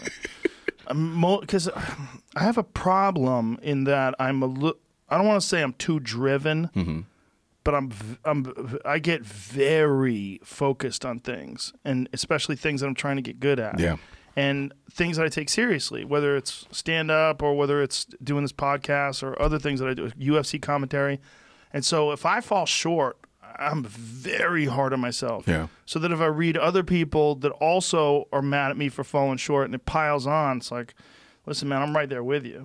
You know, you're not going to get an argument from me whether or not I suck. Like, I'm right there with you. Yeah, I'm right there with you. I'm pretty terrible. Everything I've ever done wrong, I'm fucking furious at myself for. Yep, I'm the same way. Yeah. I'm the same way. And it's like nothing's ever enough. No. Nothing's. I mean, I can have any type, and this can't be healthy, but any type of thing I succeed at or anything that I do that is a milestone that people are like, oh, this is awesome. It lasts maybe 10 seconds and I'm like, all right, you need to do better. Yes, but that's also why you're really good at things. And this is another thing that you see from people that are mediocre. And it infuriates me where they come up with excuses for why they fall short. Yeah. They come up with excuses for why they didn't succeed in their chosen profession. They come up with excuses for why other people do well, but they've been ostracized or they've been cast out or they never were accepted or they were treated like a second-class citizen. No, you're mediocre. You're mediocre and you're not critical on yourself. Yeah. And I don't wish that on anybody. It's truth. I mean, it is what it is. And the thing is you have to get past, I call it the ego wall. You have to get past the ego wall because there's just some shit you're just not good at. Right. And so it's either one or two things. You either pivot, find something you're good at and go that direction, or if you're willing to put in the effort, figure out how to get better at what you're not good at. Right. And then apply those things. Now, it's going to be hard. It's going to suck. You still may not even get to the same level or degree as somebody else who's naturally talented in that sense. But what's the alternative? You bitch about it and, like you said, complain. When I see people, particularly this happens when you see people who are not very good commenting on people who are successful. They start saying, this is one of the reasons why I could never make it because the people that they're sellouts or they're this or they're that. And like, okay. Yeah. You know who doesn't leave comments like that? Winners. This is so true. That's the facts. It's very true. That's the fact. Dave Chappelle's not going on fucking Twitter talking shit about people. That's the facts. That's true. The people who are really successful are the ones who are analyzing themselves, looking at their own work, and keep moving. Doesn't mean you don't fail. Doesn't mean you don't fuck up. Doesn't mean you don't make mistakes. Yeah. And the difference though is you do it publicly. Yeah. You mess up publicly. Oh yeah. And that's a lot to take in. And like even like when I was on Bill Maher and I was on a round table. I didn't think I did a good job. I don't. It's fucking almost impossible to do a good job in that goddamn round table. It was probably my worst showings. Now, for reasons that I think I went into it thinking I went into it like a lawyer. I thought I can go on, reason, and it'd be understand. I was outclassed because they had a great command of using emotion. And clapping. Yeah, well, there's that, yeah. They're teachers. Yay! You got him! One on the board for us. Yeah. I don't think it's a good way to communicate. And I said it with Bill on the show, and he was trying to talk me into doing the show, and I think I agreed to it, but then I found ways to get out of it. This is why, man, talking one-on-one is hard enough. Like, you have a thought, sometimes you're expanding, and I have a thought, and I'm holding on to it. Yeah. But then you keep talking, and I don't know when to get it in there, and I lose it. Now, when there's 3 other fucking people, and they're all trying to get sound bites they're hoping are going to be on YouTube. Yeah, it's all performative. It is a lot of it. Yeah. A lot of it's performative. And then on top of it, it really is performative because there's a fucking audience there. Yeah, you're right. And they're all liberal, and they're all clapping and cheering, and they're all, and which they should be. They're his fans. There's nothing wrong with that. There were a couple times I wanted to be like, I'd make a point, and I'm like, really? You're not going to clap? It's a bad way to communicate in front of people like that. Yeah. It's one thing to perform if you're doing stand-up or singing a song or something like that in front of a large crowd. That's one thing. Yeah. But like having conversations in front of crowds, it's like a weird animal, man. Weird added element, and you're appealing to others to chime in and reinforce your thoughts. Yeah. No, you're absolutely right. Now, I will forever, ever, ever be grateful that he gave me the opportunity to go into that Lion's Den, because it's a place that I think a lot of pro-gun people haven't been able to go into. Hopefully I communicated in a manner that resonated with a lot of people. In the same way here. I'd be lying if I said I did not value the ability to have for the time being within this 2-hour, 3-hour space to have access to your audience. At the same time, because I don't understand why. I mean, I understand why, but I'm just passionate about this in a way that sometimes even I have a hard time articulating. And so when I see all of these new people, because I know your audience is very vast. Like, I have a base. There's a base in my audience, right? The gun people, and a lot of them very conservative. And with your audience, it gives me the ability to speak to a wider gap of people who would otherwise never even look in my direction because of what I talk about. And so and there aren't that many platforms that are available right now that are willing to open their doors to the opposite perspective. Because you're a smart guy, you know this. This puts you in a very peculiar situation. You can end up looking really bad because you're literally confronting and testing out all of your ideas in front of your audience that thinks you know everything, right? And so many people aren't willing to do that because they're worried about looking bad, which is why I give mad props to Bill Maher as well, because there aren't that many platforms. Most people just want to sit in their echo chambers, yell at their audience and say, all right. Right? Yeah. So I'm hard pressed to think about any other type of platforms that may have a different perspective that would let me come on like this. And that's just me being honest. Well, I think it's important to talk to people that have all sorts of different ideas. Mm-hmm. You know, there's the thing going on today where people talk about giving someone a platform. You shouldn't be giving them access to your platform. I'm like, well, what the fuck is the purpose of a platform if it's not to test out ideas? If it's not, like, if you want to talk to someone, I mean, I'm not talking about someone like who's in the KKK or something. I mean, but talking to people that have controversial viewpoints, one of the best ways to sort those viewpoints out is to challenge them. Yeah. And in fact, there's a lot of people that would support there's people that I've had on where I've confronted them on their ideas, and they lost a lot of fans because of it. Because these ideas now fall apart under scrutiny. Under someone who could talk to you for long periods of time and just okay, well, why do you think that? Yeah. And then they say this and that, and then you go, well, where's that coming from? Yeah. And then they say this and that, and then as you get deeper and deeper, you get to the basement, and you go, oh, this ain't shit. There's nothing in here. It's kind of, but I think the problem too is that people don't understand you can't know everything. Right. So for instance, we started talking halfway through. We started talking about climate change. Right. My knowledge of climate change is very limited. Very limited. You're gonna hit a point. I'm like, dude, I don't know. Yeah. Well, mine's pretty limited too. Yeah. So, but I think the problem is some people have this expectation where they tell themselves, well, I have to know this because people expect me to know this, and if I say that I don't know, then I'm gonna lose. And look, I don't know, maybe there's some diehard climate. Maybe, somebody's making an argument that says, okay, well, yeah, that's because most people don't follow you for climate change. Right, sure. The climate change argument to me is one of the things that's really fascinating about it, is I think, and I mean this in a very this is a hard way to grasp this, but this is the way I'm gonna try to parse this out. I think it's a control issue, and I don't think it's a control issue in meaning that people are trying to control people, and that people are trying to gain control of one very small factor in our mortality. And I think it's good to do that. I think it's good to make the world cleaner, and I think it's good to use clean energy, and I think it's good to use solar. I think all these things are good, but I think we're fucked anyway. I think we're fucked anywhere because of solar flares and volcanoes and earthquakes and tsunamis and asteroids and pandemics. I think we're fucked anyway. And I think if you look at the history of the world, there's been radical changes before we ever came about. Whether it's asteroid impacts or massive fucking ice ages or all kinds of crazy shit that's killed off people from the beginning of fucking people. There's been a lot of them. And if you think that switching totally to solar is going to stop all that other shit from happening, you got another thing coming. It doesn't mean that solar's not good. It doesn't mean that cleaning the air is not good. I think these are very important factors. But the idea that it's going to save us. But that's why I say I think, based on my limited knowledge, with respect to like the Green New Deal and things of that nature, I think some of it, if not more of it, seems to me economically subversive. I don't know about that. I've heard a lot of criticisms about the Green New Deal. Yeah.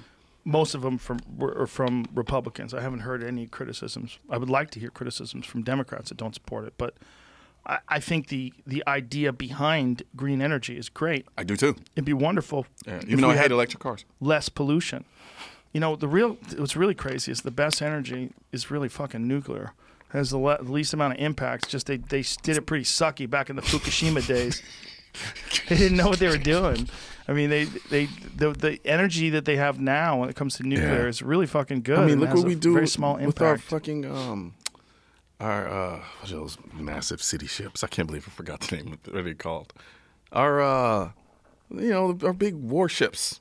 Oh, the aircraft carriers. Aircraft carriers. I mean, look at the submarines as well. I mean, that's insane. Yeah, they're nuclear. Yeah, I mean, like I said, this is out of my wheelhouse. You know, I got a business partner. He's the electrical engineer. He may be able to talk to you about that crap. But I don't know about it either. When they say nuclear submarine, that goes in one ear and comes flying out the other. My stupid chimp brain. I don't know what that means. I only know about them and am fascinated about them from I watch I tend to drink and then watch documentaries on Netflix about World War II and stuff like that. Yeah, I oddly watch a lot of Hitler documentaries because the manner in which the people bought into his shit. It's so fascinating to me in a very scary way. It's scary, the strong leader. The amount of power a strong leader has over whether it's Kim Jong-un or any.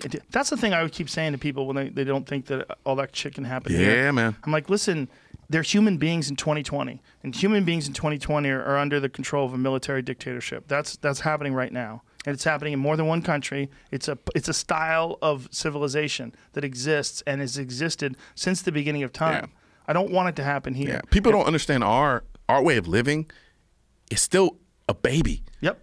It's still a baby compared to the other structures that are out there in the world. Yeah, and it's an experiment. Yeah. It's experiment and self-government. Yep. And a lot of people are like, this experiment should be canceled. Let's get rid of it. Start from scratch. And do the same shit that didn't work before. I don't know, man. I mean, I don't think we could start a new country. I mean, I know this Chaz is supposed to be a new country, but bitch, you didn't even build any of those buildings. You're basically doing the exact same thing that we did to the Native Americans. It didn't even take a week. They built borders. Yeah. They had people with guns. And they beat people up for not complying. They had bad cops. They beat this dude up for taking pictures. Like, come on, man.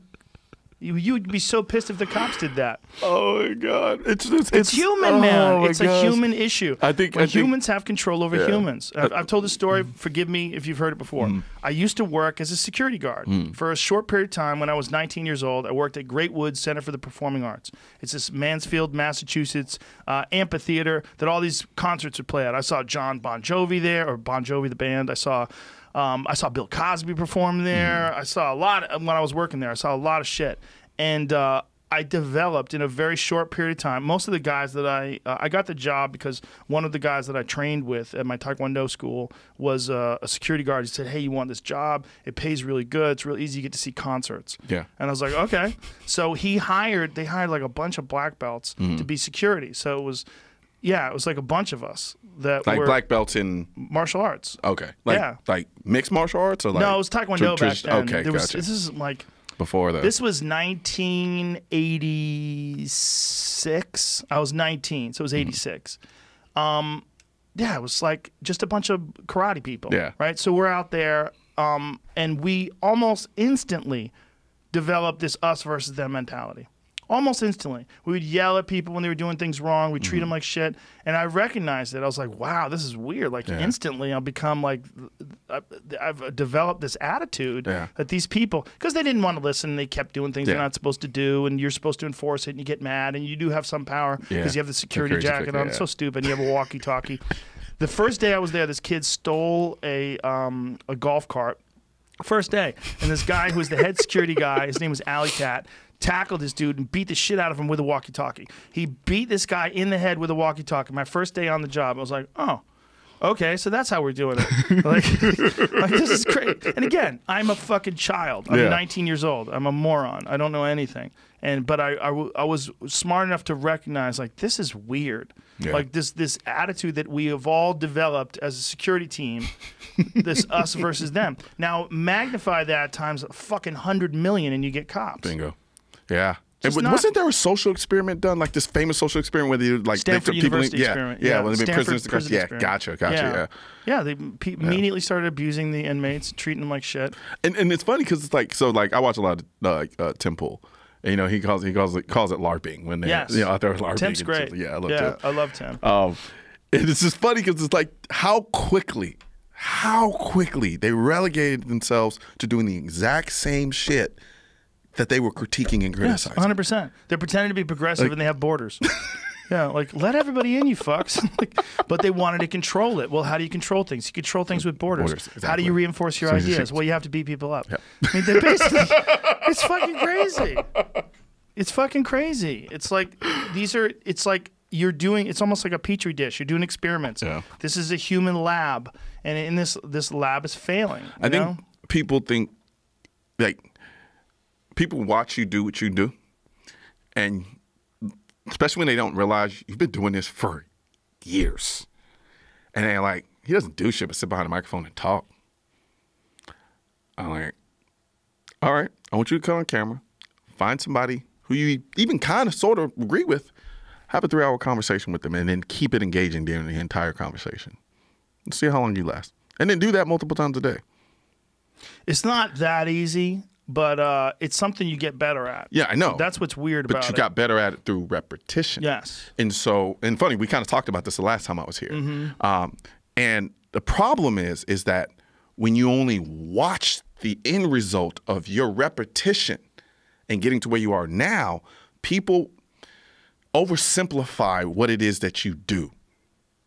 And so what happens is they think they can do it better, even though they haven't engaged in the same level of repetition or thought process to really think it out.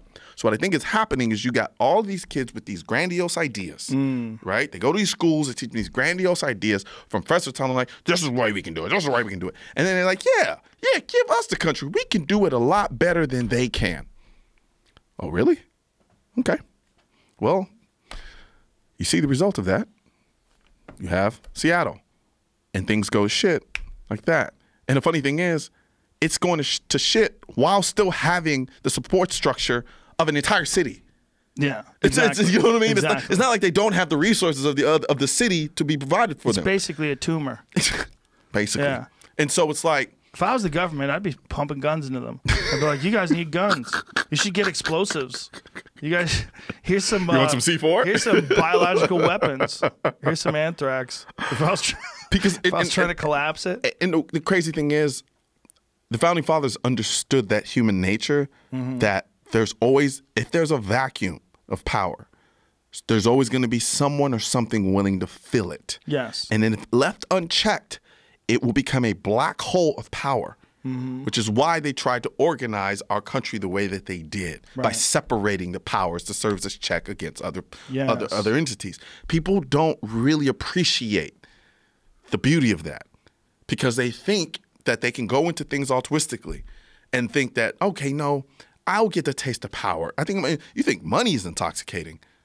Power is a whole nother thing. like you pointed out, even on a minor level of being a security guard at a concert, it's intoxicating. Yeah. Now imagine being in charge of millions of people. Right. Oh, come on, man. Or being a general that can lead people into war. Yeah, you could decide to just fucking light up this city.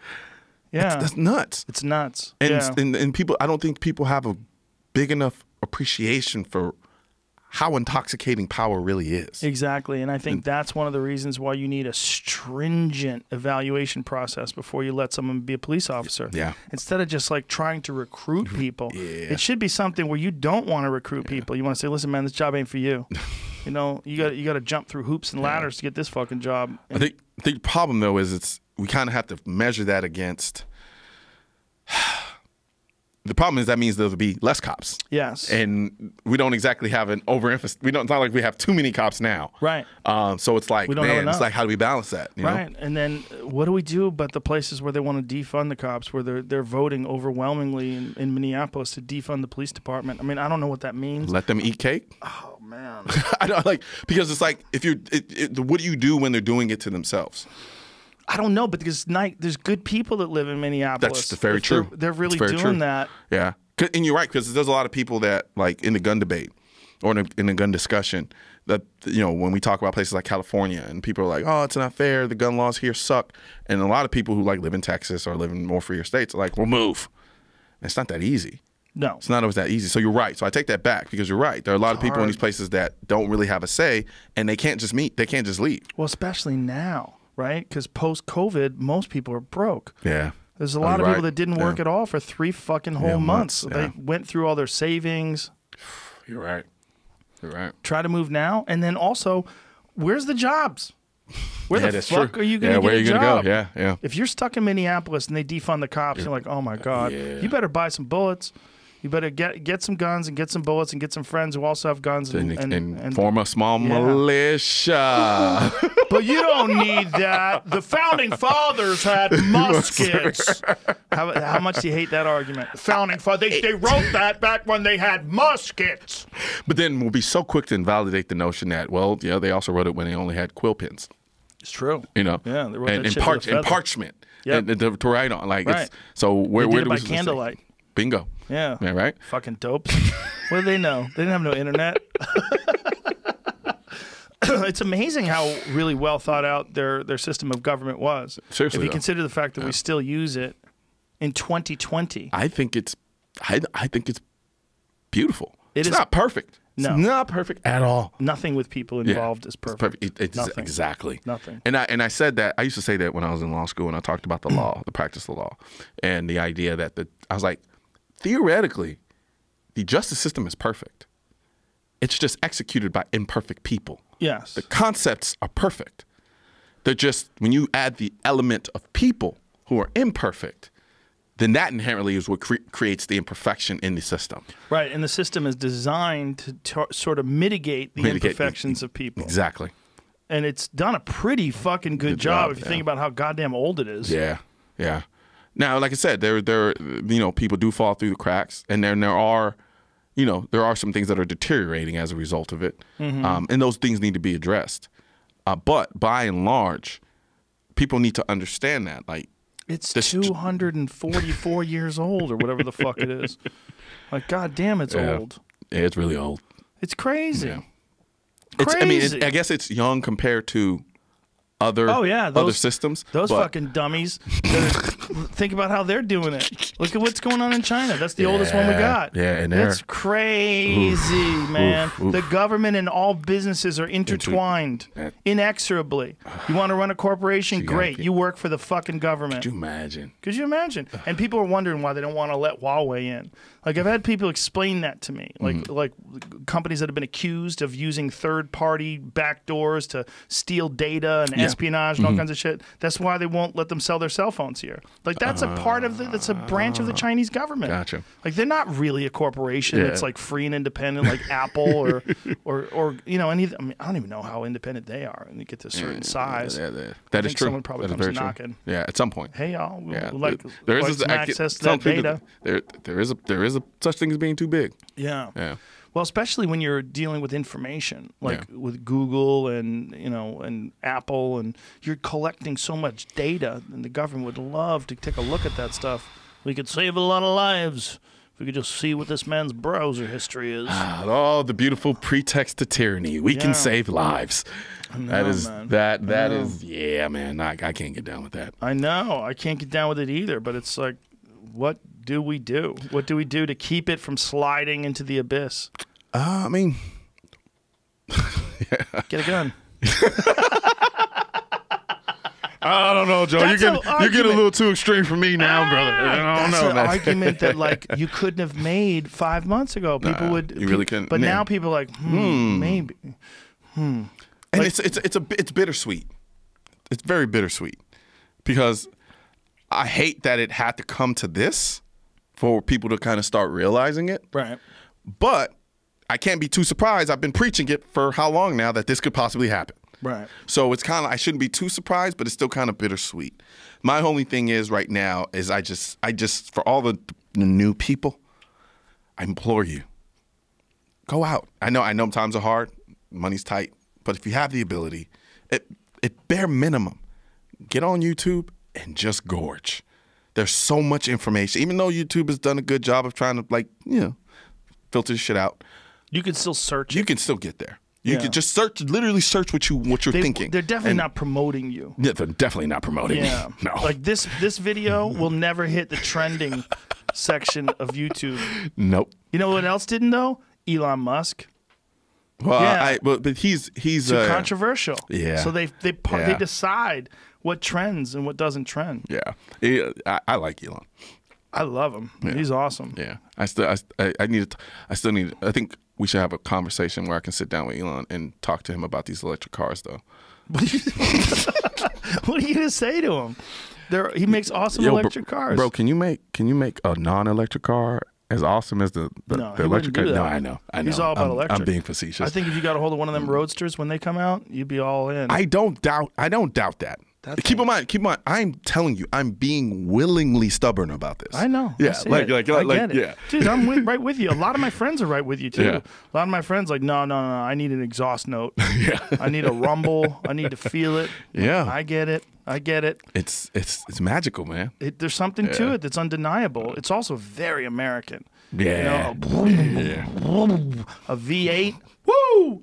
That's American as fuck. When I drive my Corvette, my 65 Corvette, I feel like a goddamn bald eagle. It's like, that's as American as it gets. A 65 Corvette with side pipes. You can't beat it, man. No. You can't beat it. I mean, you can shoot and beat it, but... That's up there, too. Yeah, that's another thing that people don't want to hear. They don't want to hear that, but there's a thrill to shooting. I mean, think about it. Like I've taken some courses, like a course I take in New Mexico. We're shooting out to 600, sometimes 1,000 meters. That's crazy. Nutty. That's so far. But then you also talk about how beautiful it is. People love long range shooting. They get very addicted. I'm getting there. When you get to 1,000 yards, what's the amount of time between boom and dink? Man, it's extremely noticeable. But here's where we're really trippy. I don't know the exact seconds because it all depends on, you're talking about different bullet speeds. We should tell people what dink means. Yeah. You're hitting a metal target. Target, yeah. So the crazy thing is when you're watching it through your optic, you see the impact. Vapor trail. Yes, you see the vapor trail and then you see the impact, but you don't hear anything. And then you see it, ding, and you're like, whoa. It takes time for it to come back to you. Yeah, because sound travels slower. Yeah, it's crazy. Because the bullet's literally traveling faster than the speed of sound. People don't realize that. Yeah. And it's nutty, man. And then you take that, you couple that with being in a beautiful environment. Oh, my gosh. You can't beat it, bro. Yeah, when I've shot at the range, I've really only shot rifles up to like 200 yards. And that, you hear boom, dink. Yeah. So there is a difference, though. It's not instantaneous. Yeah. You still get the delay. Because otherwise you wouldn't even hear the dink. Yeah, you would just be drowned out by the boom. Exactly. Yeah. Which is a lot of times is like, that's how suppressors work. Right. Because people think suppressors make things super, super, super quiet. They really don't. Because all the suppressor doing is it's mitigating the noise at the muzzle. Right. And people don't realize that when a bullet breaks the sound barrier, you get a crack. So when you shoot a gun, typically speaking, you're hearing two sounds at once. You're hearing the bullet leave the muzzle, and then you're hearing the crack of the bullet break the sound barrier because it's traveling that fast. So it's like a cacao, but it sounds like it's happening at once auditorily. Right. Boom. So when you put a suppressor on it, people are surprised because once it mitigates the noise at the muzzle, all you're hearing is the sound of the action if it's not a bolt action, and then you're hearing the bullet break the sound barrier. Right. And so it's kind of cool actually when you hear it. Now, granted, you don't want to do that too much because it's still damaging to your ears. That's what a lot of people don't realize that. What about a suppressor with subsonic ammo? That's the only one where it actually gets really damn quiet.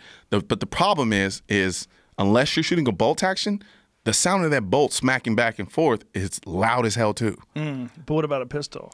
Same thing. Because you get smack. Yeah, you get the sound of the slide racking back and forth. So unless you're shooting a bolt action, you want to get as quiet as possible. Use a bolt action.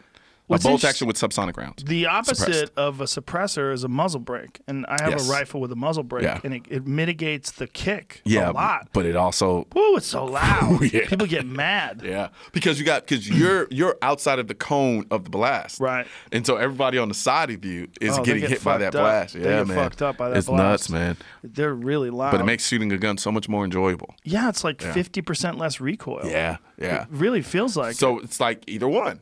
Because suppressors do the same thing. Suppressors mitigate the recoil too. So, so you can go suppressor or you can go. Now, and I tell people all the time, the whole suppressor thing, I think that's a health issue.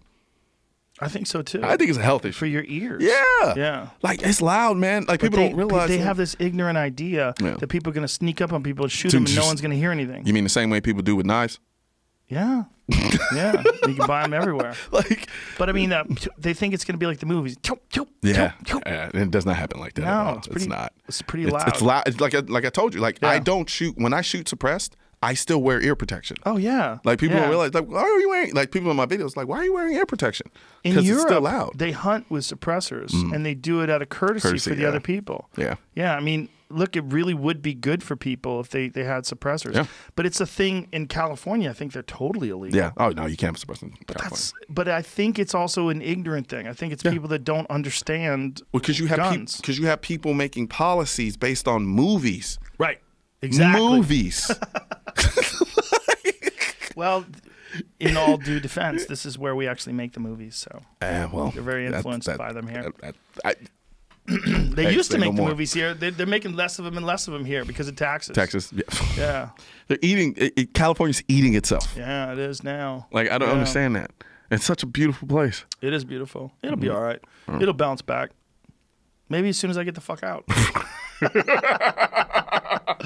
I don't know. But I think the suppressor thing is a really dumb argument. I don't. But they're trying to do almost everything to limit the amount of options that someone who wants to have a gun has here. Now, see, that's another thing that people don't talk about, because people are talking about, it's just a law to make it a little bit harder. Well, that shit aggregates, and at a certain point, what you start doing, you start pricing people out of the market. Right. And so if you start adding, because all of these laws, they're not free.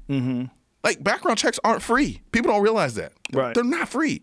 So you have all of these little fees and taxes and all this stuff. You and I are not gonna have a problem paying for them, but you know who will? People who live in shitty environments and don't have a lot of money. That's who's gonna have a problem buying guns for protection, who arguably probably need them more. Right. And people don't understand or think about that. Or people don't understand, these are just reasonable laws. And there's nothing unreasonable. Yeah, but see, here's the problem. You stack them on top of each other, it just becomes more of a barrier to firearm ownership. A lot of times, a lot of these laws are designed to make it so hard and annoying to own a gun that you just don't want to do it. It's just too much. And people are like, why don't you like mandated training? Well, because I've already seen what they've done with other laws.